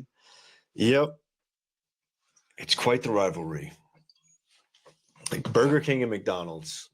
Christianity and Judaism. I wish this clip, Jacob and Esau, I wish this clip had his response. I would love to hear his opening statement. I guess I just have to watch the whole thing, but he's crushing in this. I want to hear the rest. Moreover, Christian social teachings create additional structural constraints, especially when it comes to global humanitarian and migration issues. Whether one supports or opposes specific immigration policies, the fact remains that the Catholic humanitarian institutions operate through theological and moral principles of universal human dignity, solidarity, and care for the vulnerable, and that stem from the same biblical worldview that shapes Christian thinking on Israel and Judaism itself. And here we must add, you cannot sufficiently be against mass immigration as a Catholic either, because the Catholic Church and its NGOs are the very primary facilitators of this idea. Just like the capitalist class wishes to bring in cheap labor to dilute the wages of native-born workers, the church is now bringing in cheap souls to replace the less populated pews that white people no longer fill in their churches. True. Over 80% of migrant movements in America are facilitated by the Catholic Church or its NGOs itself. So by trying to mix nationalist ideas or anti-Zionism with Catholicism, one renders them incoherent to those who understand the reality of this situation. The worst part is that Christians often act as gatekeepers themselves of the Abrahamic narrative, preventing secular critiques of Zionism from emerging. People like myself or Adam Green are sometimes labeled as Jewish ourselves simply for rejecting the Jewish Messiah or denying the Hebrew Bible as the ultimate divine truth. By insisting that opposition to Zionism must operate within a theological framework, this gatekeeping keeps the debate confined entirely to spiritual religious terms, rather than engaging with secular, real-world geopolitics that is not only makes Christians anti-Zionist incoherent, but it actively undermines more effective, non-religious-based critiques of Zionism. Now, I'm done here. Nice. Good job, bud. Christian anti-Zionism is not truly independent of the Abrahamic paradigm in which it ultimately fuels the very theological structure it tries to resist. Even Christians who purposely or personally oppose Israeli policy or condemn the suffering in Gaza remain bound to a worldview that affirms the Old Testament, the covenant, the chosen people, and the eschatological significance of Israel and its people. Christianity continues to pull political arguments back into a biblical framework that the Jews have routinely used to defend their state and their nationality and their identity. It affirms the covenant, it affirms Jewish continuity, it affirms the theological balance to the land, and it maintains institutional commitments to Israel's legitimacy. It does all of this because Christianity, by definition, cannot abandon its own scriptures without ceasing to be Christianity. In my view, we cannot regain our sovereignty without somehow limiting access to and influence of the Bible. And Christian anti-Zionists prevent this from happening entirely. Therefore, Christian anti-Zionism functions as controlled opposition. It is opposition operating inside the very structure that fuels and protects Zionism's core claims. It cannot cross into the threshold of a fully independent critique because its theological foundations and institutions prevent it from doing so. A fully uncompromising critique of Zionism, one that stands outside of the Abrahamic framework, by challenging the legitimacy of the Bible itself as a historical document, requires stepping outside of the Abrahamic matrix. And Christianity, by definition, cannot take that step. Nice. Yeah. It's not real opposition when you're saying, no, we're the real Israel. Our church is Israel. We are the chosen people. That's not the opposition that's going to get the job done. Yeah. Fighting over who's the real favorite of Yahweh, Hashem. That's not going to get anything done. See Through It All always post clips about that. Like this type of we're the true Israel, anti-Zionism is just not going to cut it. Yeah. I don't see it. Well done, Amalek. I think I agree with Fuwa, though. He says, when your introduction is a college level essay, but unfortunately, I think he's right about this. He says, Ethan's audience, or the Groiper audience, I would say, the Christians have glazed over eyes after 1 minute of that intro. They're just like, yeah, I need to hit the soundbite. And he talks like a fag. Like that's all they're gonna say, something like that. There's that fag talk again. He sounds like a Jew. Like that's all they're gonna say. Pretty Jewish not to believe in Jesus. Like that'll be their response. Honestly, man, when's the last time you read a gospel? Because the last time I was reading John not too long ago, and I'm reading it and I'm just thinking, we're talking to retards. We're talking to Machiavellians who are grifting, and then retards. So if you sincerely believe these stories to be true, like how could we expect them to really respond to evidence? We have to trick people into the truth, regardless of us being right or not. Like I think we're going a noble path, trying to use facts, but someone's got to figure out a better way, because the facts are not going to get into their heads, man. They accused Amalek of being Indian. See, there you go. That's one hell of a cope. If they only knew. If they only knew the Aryan credentials of that man. Here's more. What last one of this guy from See Through It All clip. Christians not being disingenuous pieces of shit. Challenge impossible. I think if we got Indians into Christianity, white dudes would want to get out of it. That's the trick right there. Yeah. Well, the Catholics are doing that on their own. There you go. Cause a white flight of Christianity. What do you mean? What is that? Do you know what the Theodosian codes were? Do you know what the Theodosian codes were? Yeah, yes. Okay, what did the Theodosian codes do? They protected what the Catholic Church saw as an oppressed minority group, which they've done for plenty of minority groups. Okay. It doesn't have any bearing on the fact that they also got it. So the Theodosian codes, the laws that enforce Christianity on European people, set aside and protected Judaism as its own carve-out while banning all other traditions, okay, and all other ideas, not even religious concepts, but philosophical ideas were banned. And the only ones that were allowed to remain were Judaism. It gave Senate seats to Jews. It protected Jews on the Sabbath from working. The whole concept that you guys have been, we've always been against the Jews. There wouldn't be Judaism today had the Roman Empire not adopted Christianity and protected them in this carve-out. Okay, so we're back to the argument that the Catholic Church should have either genocided or advocated for the. I have not said genocide one time. And I said no. And no, you haven't said. You haven't said genocide. That's not my solution. To answer that, no. He's not saying that. He's saying we genocided everybody else. Yeah. I don't think he's suggesting that. If we would have been cool, if Christians were cool with everyone, it'd be different. We're pointing out how they're not cool with anything else. They're only cool with them. And there's this list of, but then they put patches on them. And I get what he's trying to say. He's trying to say that we're literally saying, hey, come on, guys, stop being Christian and then let's wipe. No, we're pointing out how ridiculous it is that Christians are completely selectively violent, and yet not in this regard. If you want to be chill and cool and kumbaya, do it with everybody.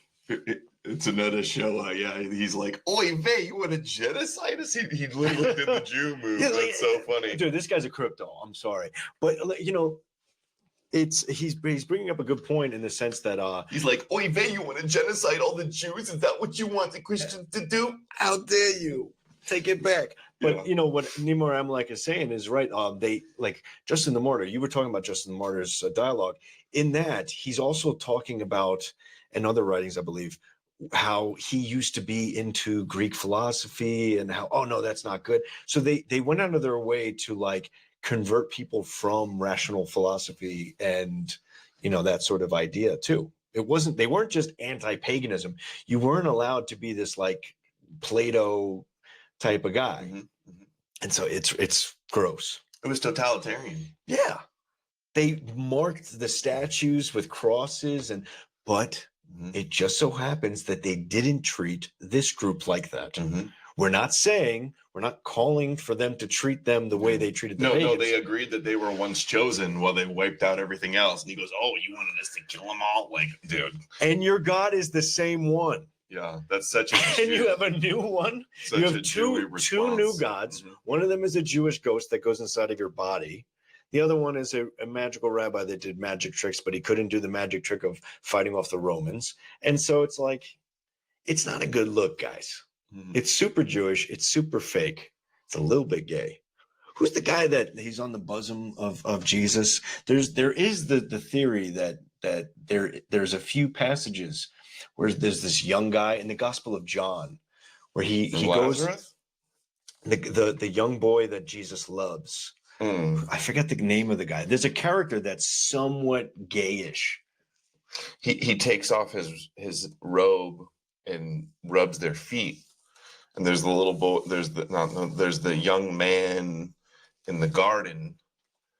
But no, something. It's something Nicodemus. John is the one who the disciple loved. The disciple whom Jesus loved. Now there was leaning on Jesus's bosom one of his disciples whom Jesus loved. John 13:23. That's a little bit. I mean, if he's a 33-year-old virgin that hangs out with 12 dudes. And he's a rabbi. Rabbis are sus. Yeah. Okay, let's hear the Just kidding. I would never say anything about the chosen people. But you're saying that if the Catholic Church hadn't, you're saying that if the Catholic Church hadn't protected Jews, that Jews wouldn't exist. So your alternative is the Catholic Church allowing. We said Judaism wouldn't exist. Am I getting that wrong? No. The Jewish identity. No, I'm not. Listen, you are wrong.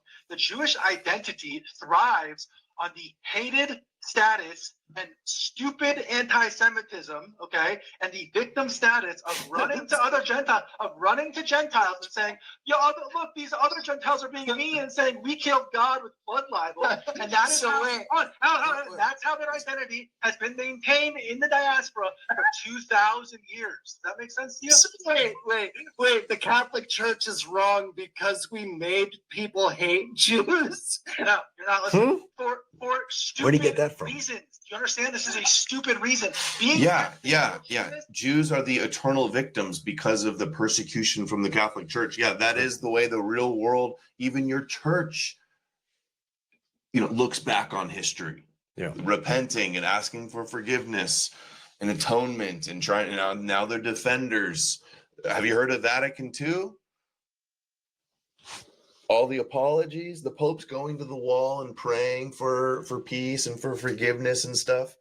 Like, we're not making this up. Whenever, the two people brag all the time about the 109 expulsions. The Jews. There's more than that now. And the Christians, the Catholics. With Afghanistan and Maldives, we're up there. It's not. But you know what I'm saying? Yeah, Every time the Christians brag about that, like a Jewish rabbi gets his wings, gets his yarmulke, because and the victimhood and every generation, the persecution, the exile of Edom, all the Esau hates Jacob, it all plays right into it. This guy's just doing his little cackle, like that's a response. A quick little thing you can do is ask a language model of your choice to demonstrate all of the major times of persecution and then compare it to a time where pagans or other Europeans were persecuted at the same region. And you'll see the chart will demonstrate huge numbers and horrible things. And there's no comparison. And some of these expulsions were seemingly beneficial. I mean, the Spanish expulsion in 1492 leads to now we know he's a Sephardic. Is that debunked? Every person, you go to public school, you get the education. Christians today are taught with. You talk to your average Christian, and you ask them about the Jews and they'll go, oh, they've been persecuted. Yeah. They're persecuted by Christians. Like that is their identity. So he goes, oh, you think they're bad because they went around getting people. Yeah, for stupid reasons. Yeah. You made them the eternal victims and you created normal people, intelligent people to have sympathy for Jews for hating them for stupid reasons. That's the point that we're making here. Yeah. Victim narrative, aggressive mimicry. Mm-hmm. It's a few tools here. Where are we at? Wait, listen, bro. What does Paul say about this? Oh, let's see. Do you know anything about the Bible? Let's see. What does Paul say about what does Paul say about the salvation of Christianity? What does he say? What does he say to who? The Gentiles or the Jews? Are you talking about when he says Paul to the says Jews? that without the Jews' rejection, Gentiles would not have their salvation. That you should not be boastful against the Jews, because if you're boastful against the root as a branch, that you are be able to be cut off. And what does that prove? What does that prove? What do you mean? What does that prove? What does that prove?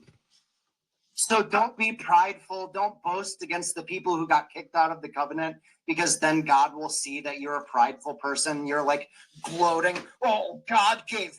Then you become a Jew. Do you understand that that's what he was saying? Listen, this is what they're saying. No. What he's saying is that spiritually, the Jews were cast out because they did the thing he's telling them not to do.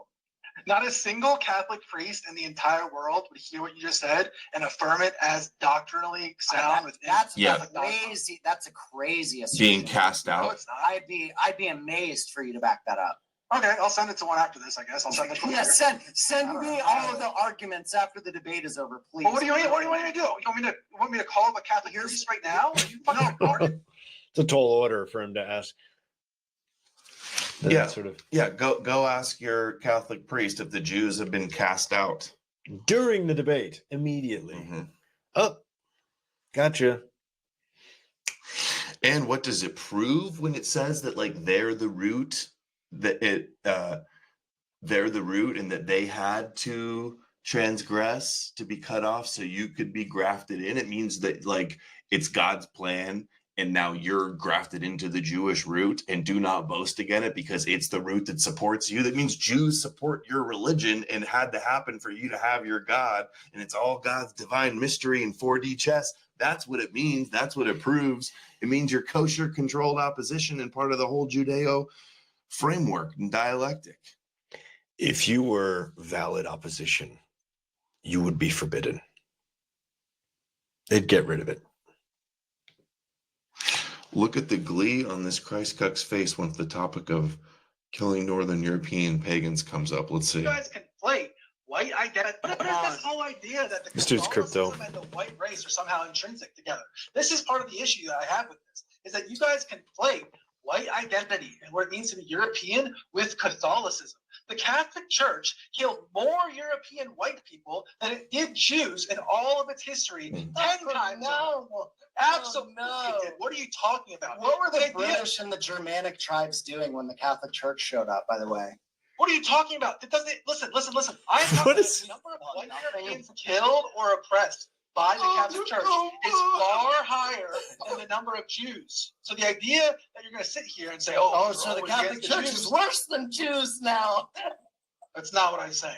What is this whole idea? That I love the pop quiz move. Has the Catholic Church killed more white people, or has Jews killed more white people?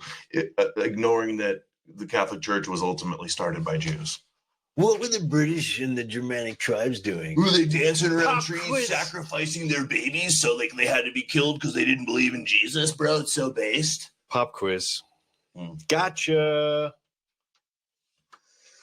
This dude's a fool. And he's a crypto. I wish I could have seen the comments.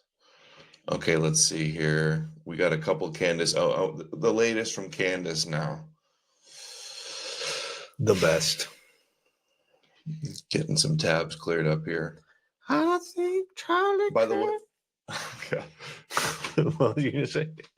I was gonna say this is Kevin from Think for Yourself. Follow him on Instagram and YouTube. If you're not, just search Think for Yourself Official. Yeah. Don't think for him. Don't let him think for you. Don't let the Jews that wrote the Bible think for you. Don't Jay Dyer in his transcendental argument think for you. Let the holy Jewish ghost inhabit your body and wait for Aryan Jesus to come back. Forgive your neighbors and your enemies. Let them strike you on the other side of your cheeks. Follow instructions. Pray to Hashem. Writers, they would eventually produce the works of Shakespeare through sheer probability. Also, Okay, let's hear Russell Brand before we get to this. I want to hear a retard. Dude, this guy can never button up his shirt. Jesus is real, isn't it? It's like a bottle of water and it's holy then, right? Bit of Jesus. Forget all of the pedophilia that I've been accused of. Think about Jesus, right? Yeah. Jesus saved me and forgives my sins, right? I get a lot of clicks when I talk about Jesus. I like Jesus because I get a lot of clicks. I get a lot of love and tithes when I talk about Jesus. was the idea that if you gave 1 million monkeys 1 million typewriters, they would eventually produce the works of Shakespeare through sheer probability. Also, the room we did that in would smell of monkey poo, just because of the, they're difficult to control, let's face it. Did he say 1 million monkeys? It would take many more than that, wouldn't it? Yeah. Happening in real life, we do have by random probability. Divinely blessed apes typing continually. Sometimes that leads to truth, sometimes it leads to chaos and ridiculousness. What it's leading to, though, I think, is an irrefutable push towards decentralization. There's no way you can have this many people having this much access to truth, as well as nonsense and ridiculousness and wild opining and proselytizing, even like me in this bathroom right now, just another monkey typing and pontificating. He's on drugs. Respond to our new conditions. The Industrial Revolution ultimately produced mass warfare and communism and fascism. Now, what political systems do we need that reflect our technology? Let me know in the comments and chat. Praise Jesus. That's just old Russ. A little bit of toilet chat. Infinite monkey theorem. It's funny that he's talking about monkeys because the German soldiers used to refer to the British army as Inselaffen, island monkeys. Just so happens. And Candace Owens. Candace Owens, okay, this is yesterday, is now suggesting that Charlie Kirk's widow may be behind the cover-up of Charlie Kirk's murder. Dun, dun, dun. She got it. USA has now come out and said that it was Erica that directed them. My toxic trait is that I want to know why rappers like The Game are asking more meaningful questions about the death of Charlie Kirk than his close friends over at Turning Point USA, because The Game just dropped his song. It's Friday. And he asks the question explicitly, who killed Charlie Kirk? And on that same note, Blake Neff of Turning Point USA has now come out and said that it was Erica that directed them to have this live stream. And so now I want to know, did she sign off on that letter where, we are getting now referred to as Antifa because we won't stop asking questions about what happened on 9/10? Did she direct that, very insincere, he uses the word direct, insincere offer for me to come join them in a live stream? I need answers to all these questions. Plus, boys wearing maroon, too many of them on the day of 9/10. We're going to get into all Dude, that. What? So her evidence is actually getting so bad that I'm starting to think it is true, but her job is to get us Cover away. it up, yeah. Yeah, she's presenting nonsense, but pressing it so hard that I don't know where to go with this. There's just a little bit too many people wearing maroon. I think there's something going. There's the maroon conspiracy. I don't know. Whoa. She is taking the piss, as Russell Brand would say. Dude, too many people wearing maroon. Actually, it sounds compelling to me. I'm curious now. I want to hear the maroon shirt theory. And the dream. Don't forget that. Look, you got to look at the whole picture. She's got a few texts, which was pretty not very cool to post screenshots of a dude. Mm-hmm. Oh man. I'm convinced. Dude, I want to know what's up with the maroon.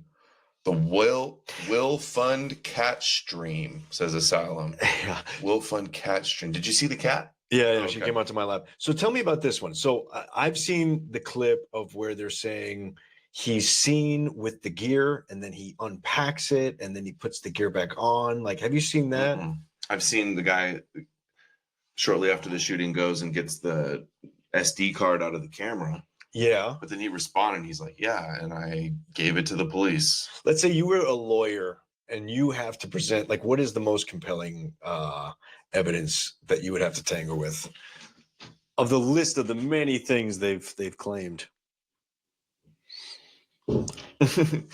Frog Eye says he's always green pilling in the live chat on other streams, and he gets dogpiled by the Christ cucks who say their only argument is to call me a Jew. And he doesn't even mention me, and they just start kvetching, Jew, Jew, Jew, Jew. Yeah. They're so pathetic. And that word to them means someone who rejects Christ. Yeah. That's how they define it. Not a rabbi that preaches the Torah. No, I think that some of them try to say that too, obviously. Yeah, maybe a little bit. Okay. All right. Well, that's interesting. Here's another one. They should start calling him, he was the last Jew. Yeah, he was a Jew, but he was the last one. Or like the last real one. There never was a Jew until he was the first and final Jew, and then everybody that rejects him is a Jew. But also, if you believe in him, you're a spiritual Jew. Jews are AI. It's a little convoluted.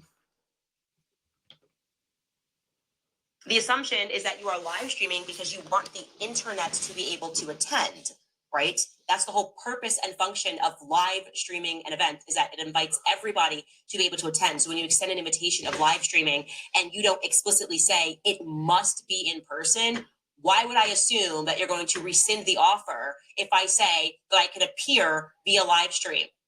Okay. They never said that when they made the offer and they were pretending that they were being sincere. They never made in person a point of their demands. They never also said that I had to respond within 24 hours. That's a hostage situation, okay?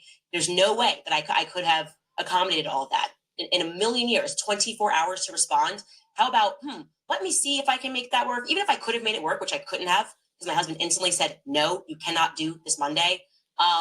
And he runs the household, and he has an important trad wife, which involves people that are coming in from overseas. But even if I could have made that work, I would not have within 24 hours have confirmed to them if they had even sent me an email, because I have kids. I would have had organized things, and it would have just taken longer than 24 hours. And they knew that. It is not my inclination to go to Phoenix without having my team with me. And my husband is very much a part of my team. But I will say that I will raise it further with the Supreme Court of George Farmer. If you are insinuating, and actually if you can confirm that you are saying that you will allow me, as you said further in this, to bring whatever it is, because it would be more authentic if it was face to face. If you're saying that I don't have to deal with you, and this is actually going to be very open, and I can ask every question under the sun, I might beg. I might beg. So she makes excuse after excuse after excuse, and then goes, "Oh, but if I could go, I would beg to go." Yeah. So this is TPUSA offered her. I guess they did some public video where they challenged her to come, and apparently she had some excuses, or they couldn't agree on the time or something. And so the husband was the chairman of the British offshoot of Turning Point USA. Mm-hmm. So it was Turning Point UK. That's crazy. Could just be controlled out, man. She's still on the payroll. 5D chess, baby. Okay, here we go. What if Candace Owens isn't even real and she's a myth? Here's Candace's Spider-Man lie. She said in multiple episodes, yeah. No, it's the lone shooter who had never been on campus, who climbed the roofs like Spider-Man. This is something that she said in multiple episodes. Yeah, Tyler Robinson climbed the roofs like Spider-Man. Oh, it's so crazy. She uses such gross exaggeration to make a point and to make you, the listener, believe that the idea that Tyler Robinson was on the roof is nuts. Well, here's footage from when I went to UVU. Let me show you exactly how much of a Spider-Man you have to be to get on this roof. It's insane. All right, folks, so here's the stairs that go to the roof.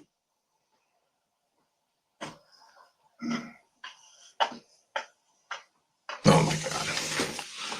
I'm going to watch the whole thing. Okay, walking up some stairs. Wow.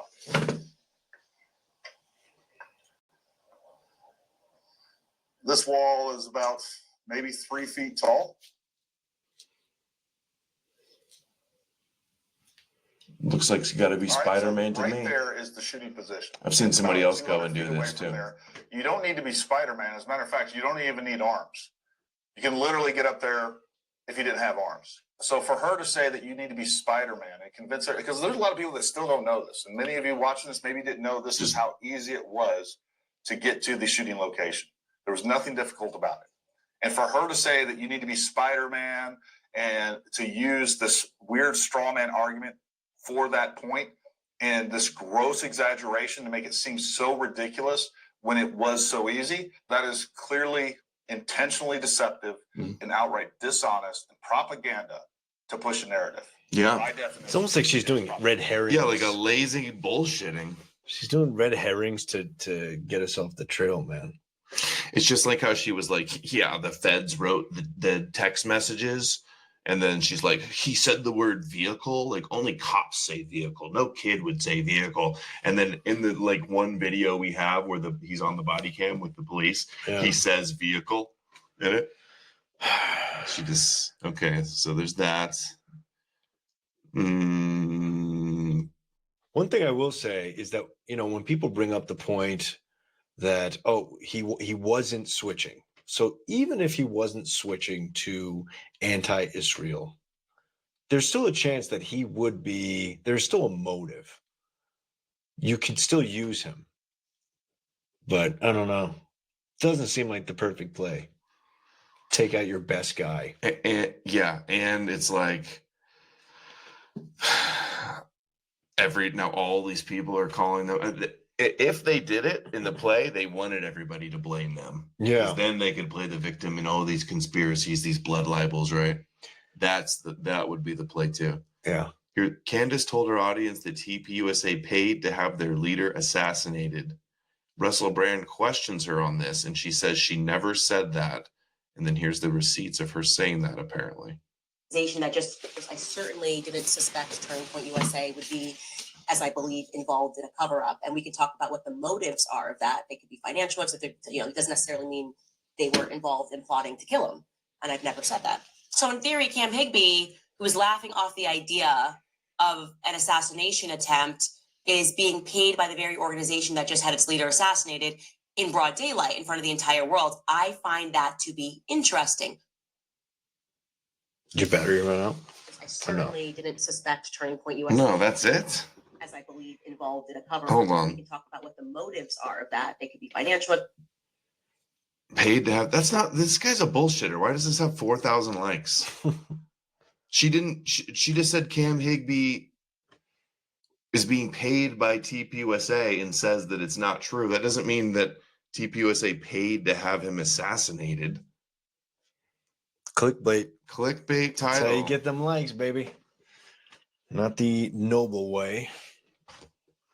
See, and it works too. That's why I watched it, is because it had lots of likes. Okay, let's see. You know who else has a lot of likes? Jesus Christ. Yeah, he has the most clout. Here's Ian Carroll. Ian Carroll calling out Nick Fuentes, and he's doing the whole Candace, Charlie Kirk truther stuff too. Let's see this one. And then I noticed Irina Mack, donor family to TPUSA, the kind of people that would at least be like, what?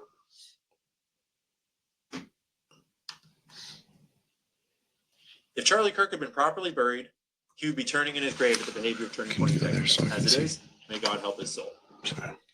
Yo, Thank you, Maxed Out Bear, for the 20 Saturday stream shekels. Thank you, Maxed Out Bear. I was just starting to get a little sad about the lack of shekels. Let's see. We are up to 250 on Rumble at least, though. What Milo was saying is, well, her toxic trait is just asking questions. Dude, I want to hear this maroon shirt theory. Sure that it does.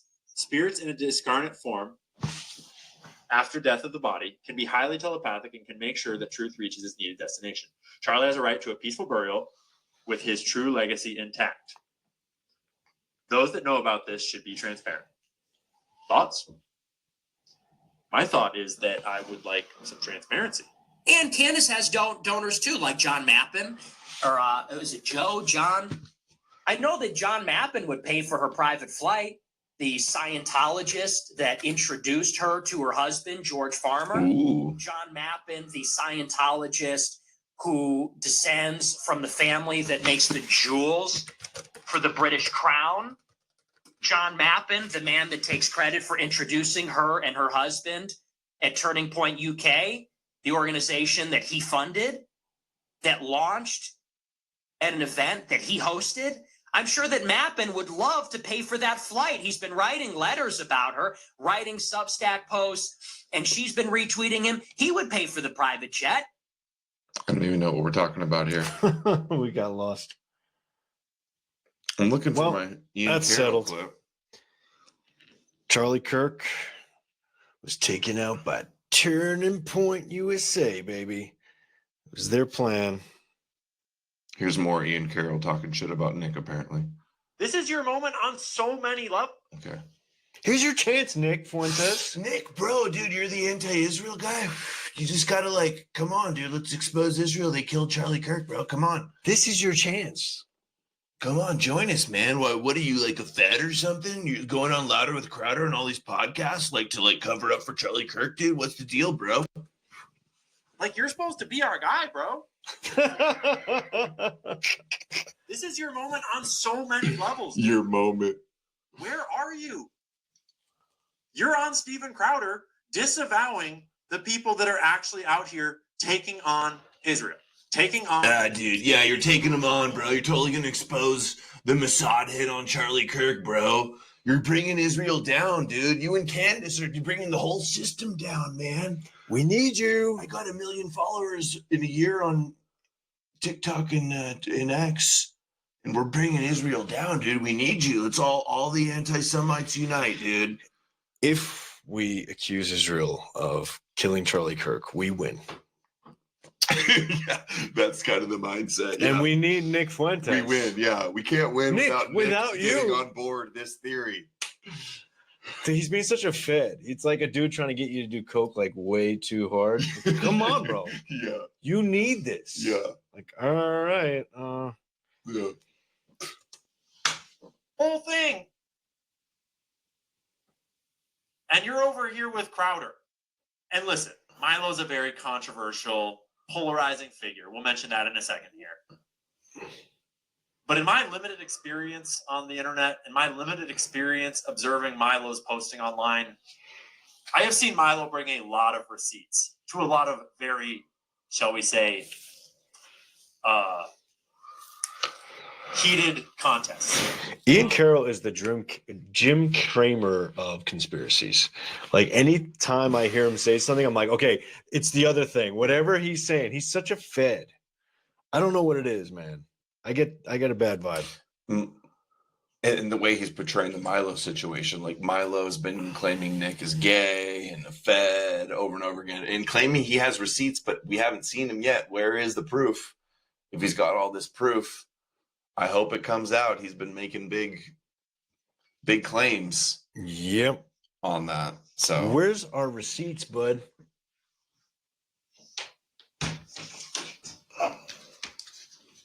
Heated contests.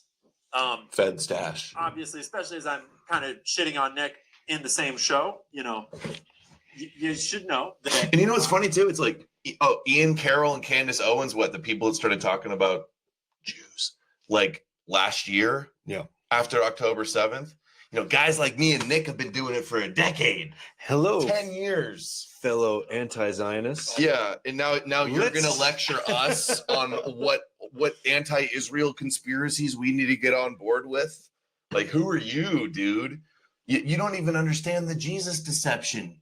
Candace believes in Jesus. How can I trust your discernment? What's going on here? How can I trust your discernment on anti-Israel conspiracies when you won't even call out the God of Israel? Yeah. Come on. Prove that here's the Jewish test. Burn the Old Testament and tell us that Hashem, Yahweh, is not real. And then I'll believe it, that you're not practicing Judaism. A form of Yahwehism. Trust Yeshua only. It annoys me though. This guy that's like literally started talking about Jews within the last year. It's cool. Is going to now like pressure guys like me and Nick that have been doing it for over a decade. It feels like, like when you're selling weed and then your state legalizes it and you have nothing to do with this new, like, weed shops just start opening up. You're like, fuck, man, I've been on this corner selling weed this whole time. And they just got the license. They're selling edibles. That's what Ian Carroll is. He's selling edibles. Interesting analogy. Yeah, I agree with that. Yeah, Ian, just think of it this way. Ian Carroll's your weed dealer, all right, bro? Yeah. And it just got legalized and he's acting like he's got the best stuff, but you've been growing it for 20 years. Yeah, and I'm trying to give Fuentes his credit. He's been calling people out for a long time. I disagree with him, but at least he's been here, like you said. Ian Carroll, where did he show up from? Yeah, hey, new kid, hey, newbie, hey, new hire, new kid on the block. Enough with telling us how things are going. Like just because you went viral on TikTok and got astroturfed and platformed everywhere immediately and never censored, doesn't mean that you have authority and you know what's going on and you need to be lecturing the rest of us. He got on Joe Rogan. Right Kevin off the speaking bat. From experience. Did you have a bad? Well, no. And you can look those threads up as well. And Gripers will be sure to post them everywhere that Milo posts. They're not hard to find. Not really here to weigh in on Milo's ancient history. It's a fucking mess. But as all messes are. So Milo's tweet is 2026 is the year the Fuentes gay sex tape comes out because that's the year I'm dropping it. Guys, if there's no tape by the end of this year, I'm canceling. You would think, I'm canceling Milo. Milo lost credibility, but I'm pretty sure there's been stuff like this in the past. I hope he's telling the truth. Well, there was the thing what's where he waiting for, by the way, though? Yeah. Fuentes had that thing where on his stream he got hacked and someone played like gay porn, and so it was clearly him being attacked. Though it wasn't. It seemingly wasn't a slip up. Correct me if I'm wrong. I'm not a big Fuentes guy, but I mean, I have seen that. And then he admitted some shady things. He said some sort of sus things about younger girls. Yeah, I saw a clip of him the other day where he's like, I've got no interest in going on any dates, and I don't even really want to get married, and living with a woman sounds awful. And then he's like, and I saw another clip the day after. All my timeline is just Nick Fuentes clips. It's all anybody ever talks about is Nick Fuentes, it seems like. He was also like, he's like, I've been on dates, though. I've been on dates. And he's like, I went to prom twice. It's like, dude, this motherfucker really said, I've been on dates. I went to prom. He's saying the sort of things like a 12-year-old says when his aunt asks at Thanksgiving if he's got a girlfriend yet. It's like, I don't even really like them. Yeah. But yeah, I've done some stuff. Someone get him a lady. Is Jesus a Fed? I don't know if it's gonna happen. Imagine how weird a girl must be to. I don't know. It's like some people got it. Some people like have a thing with ladies and like ladies. The guy asked him, he's like, "You've never just been like, head over heels for a woman," and he said something kind of gay sound. It was like enchanted or like something by a woman. Never been enchanted by a woman. But he goes, "No, that's simping. That's not incel stuff, right?" Yeah. But I know what he's talking about. What? You know, like in the sense, I'm a married man. I've been with my wife for a long time, but the way I first felt about my wife. Oh yeah, yeah, or- no, yeah. You can be cheesy in that when you sense got a without. hot piece of house, it's like Yeah, no, dude. Wooga, woo. The Vibe Fuentes is putting out. I mean, he admits it. He admits that he's an incel. It's not like we have to accuse him of that. But he's like a weird. He admits it too. He's like, yeah, IVF test tube baby, like weird asexual, like freak. He even calls himself that. So it's not even like something I'm making up. It's a well known thing. Asylum 8. That's right. Fuentes did get caught with tranny porn open in a tab Mr. Krabs account as an alt on Twitter. He was also in weird tranny group chat. That is all true too. Yeah. So I'll believe it. I know. It very likely could all be true. That's why I'm said it for years, even too. But even his excuse was, "Oh, look, there's eunuchs for Christ too. Like, there's nothing wrong with it. Like, I'm just like a virgin pedophile priest, you know, not a." You know what? It all is kosher. It's Catholic kosher. But how we got into this is Milo claiming that he's going to drop the sex tape, the 2026 sex tape, which I just don't know. I feel like if he had that, what are you waiting for? Why are you going to make us wait, Milo? And if you're bullshitting about this, I'm not going to follow you anymore. I'm unfollowing. You should have him on. He's in Cali, right? Could have I think LA, yeah. In-person thing. I don't know if I can handle an in-person Milo. That could be huge, though. I should try it. He'll tempt you. And then he'll accuse you of having a tape. I know. I kind of just want to steer clear. I'm scared of Milo a little bit. Yeah, you don't want. Who's the redheaded comedian girl that used to just talk about like what celebrities said in private? He's like catty, and that's like you don't want to talk to a guy like that. Yeah, I don't want to turn material. Milo into my enemy and have him talking about dropping sex tapes of mine or something. You know, like I just want to steer clear of any Milo. Storms, hurricanes. Kathy Griffin. So Kathy Griffin would her whole set was, I talked to Ellen and she was a huge bitch. And then I talked to Ben Stiller and he was like, And so you don't want to be with one of these gossipy influencers. Yeah. Or else then you're next.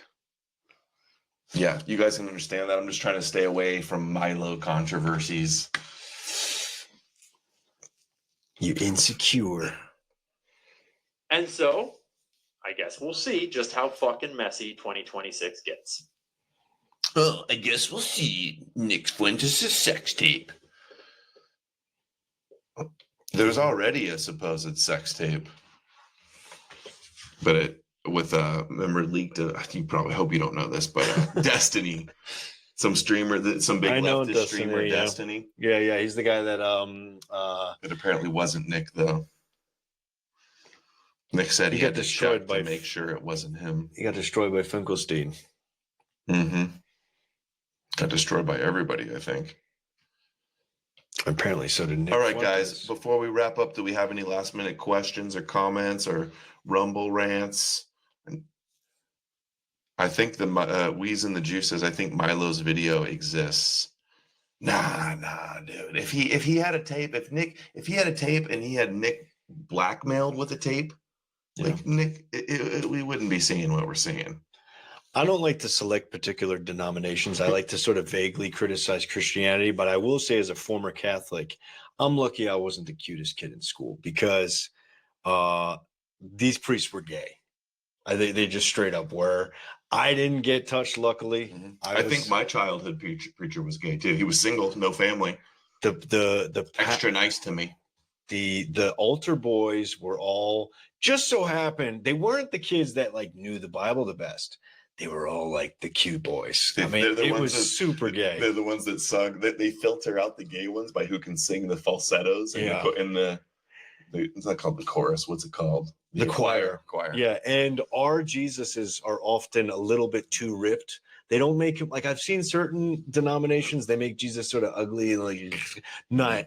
In Catholic, they make him a little too sculpted and stuff. It was weird. Oh yeah, I wish I had my phone. I could show you. I took some pictures of a nice white Aryan Jesus I saw today. There you go. What is it called in Catholicism when there's the 10 or 20 stations of the passion narrative. Right. I saw Oh, that. I walked up a what is big that hill and they had all these different things. of Yeah, it. yeah. You go to each one. Yeah, I used to have to do that. Yeah, it was like the Romans whipping him, Yeah, and then it ends with him up there, and feel bad for him. Yeah, what is that called, guys? I know that's a Catholic thing, And I saw it today. And it's I'm all forgetting like the name of it. symbolic, whether it's on purpose or not. It feels to me such like a symbolism of the suffering of the Jewish people. He is like, I don't know whether this was planned, but he effectively represents them. Mm-hmm. Stations of the Cross. Yeah, they're like stations of the cruce. cross. Is Yeah. it cross or cruise? The Stations of the Cross. Yeah, that makes sense. They seem like little stations. Is there 10? 10, is that right? Yeah, Catholic school was not only these fruity priests being creepy, we also had these really angry nuns who were clearly going through their own issues. They were, Dyke lesbian. or like incel ladies, like they like men, but they, weren't exactly satisfied. They had mustaches like the one on and they're all married to Jesus. 14-step devotion that commemorates Jesus Christ's final hours. Dude, it's like, how obsessed has this story taken over that like everybody, every statue you go to we talk about this on the last show at the Louvre? Like there's a whole room and it's just like everything's a painting of Jesus or from the Bible or sculptures of Jesus. How obsessed has humanity been with the death of this Jew, especially Europe, king of the Jews? And it's the combination of how talented the art is and how obsessed it is with one topic, as if nothing else was allowed. And then our musicians, imagine like all of these amazing musicians that had to write stuff like the Miserere and all these beautiful choir things. They could have made maybe better music I'm not going to say it's not inspirational. There's religious music that maybe a secular person wouldn't have written, but it's depressing that European talent was wasted drawing dudes like Peter and Jesus.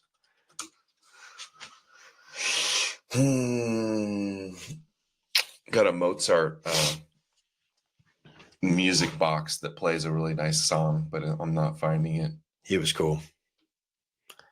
He wrote you ever see the really raunchy songs he wrote? He would write like secret, crude, vulgar songs about like there's one called Lick Mein Arsch, like about licking asses and stuff. Here it is.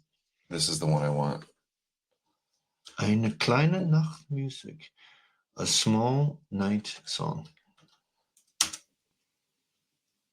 This is the music box we just got. Tell me you don't love this song, guys. It's going to be commercial. Watch. And we're about to wrap it, so unless you guys have any Rumble rants you want us to respond to.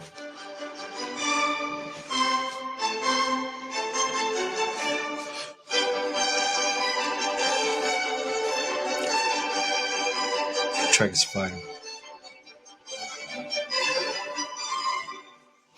Isn't it weird that like Europe went through this trend, like this gradual progression, this evolution, and then someone in like Afghanistan went from sand and whatever, goats and rocks, and just like, here's an AK-47, here's a cell phone, here's Wi-Fi, and like they just sort of skipped this era.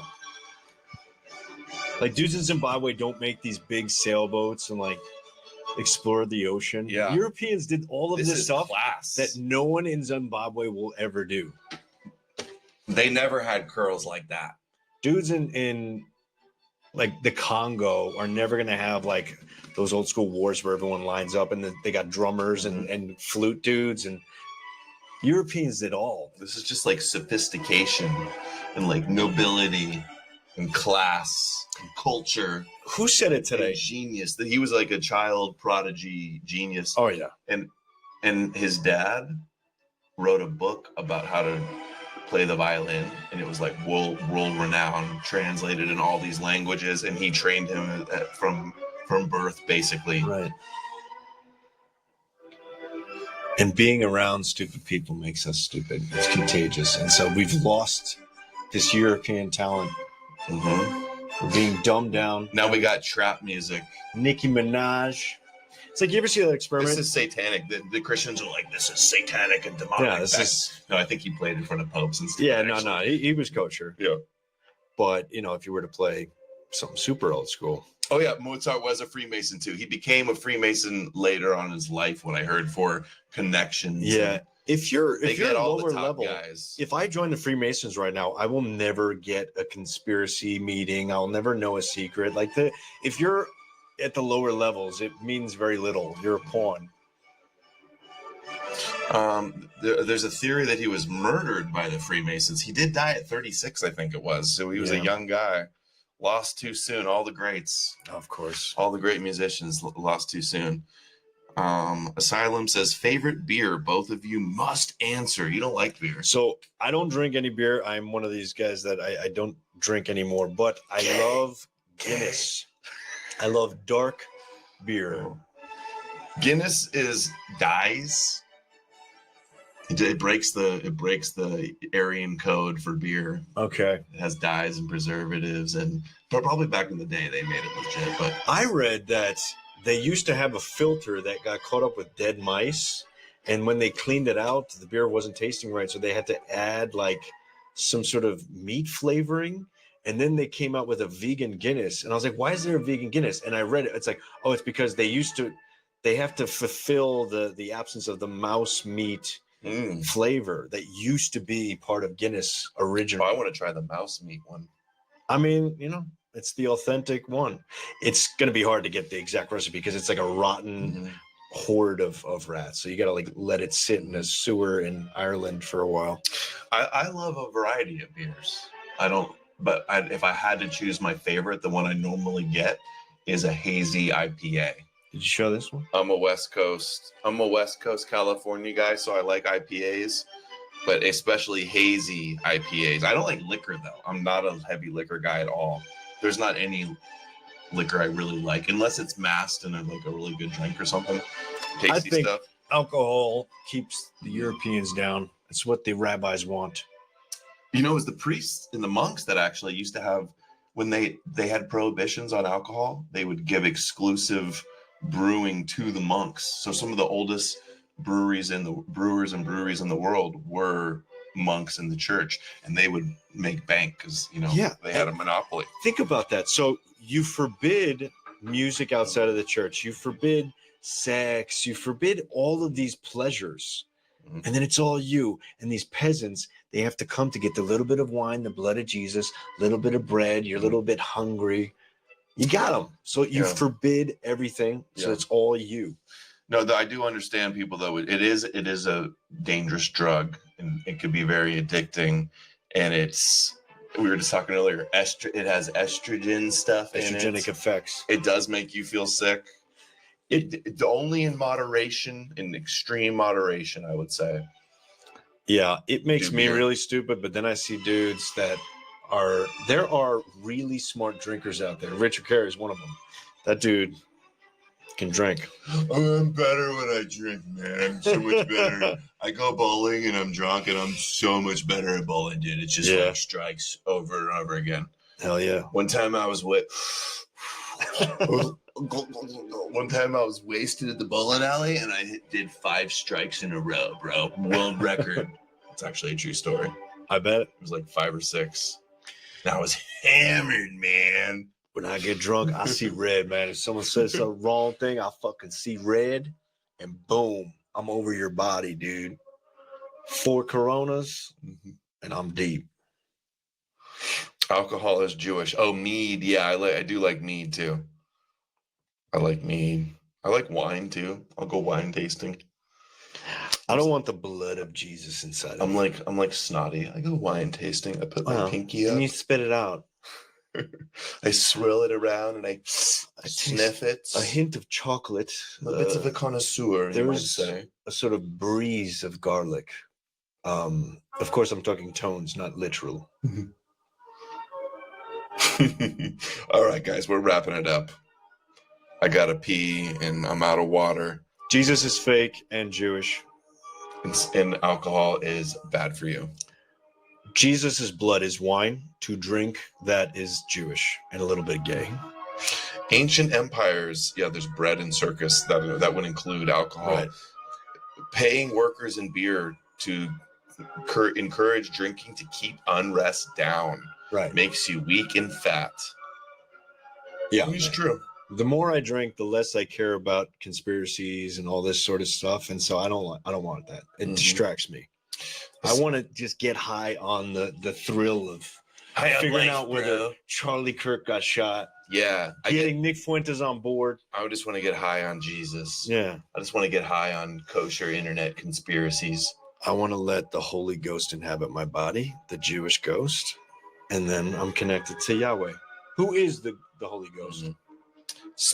For special occasions, it's very European, though, to drink beer. It is. You're not white if you don't drink raw milk and beer. Yeah, I understand what you're saying, but I think that's one of the things that needs to change, maybe in moderation. I think it's keeping the whites down. I think and there's a few examples of some of the greatest white men abstained from alcohol. But did they smoke tobacco? Look up the list. Some of those men didn't smoke tobacco. Some of them did. But I'm not going to name any names, but some great European men abstained from certain things such as alcohol. And, to each his own. I think Europeans are, and when you look at these Arabs, that aren't drinking, imagine if white dudes had that sort of discipline, and they were a guy like Khabib. You ever see the fighter, dude? If that guy was drinking like Conor McGregor, he wouldn't be like that. That hate in your heart comes from never drinking, dude. And your wife is under a sheet and you're just wrestling and punching and shit. Like, dude, you can't have it. Drinking is fun. I get it. It's a good time, but some of us need some hate in our heart. All right. I agree.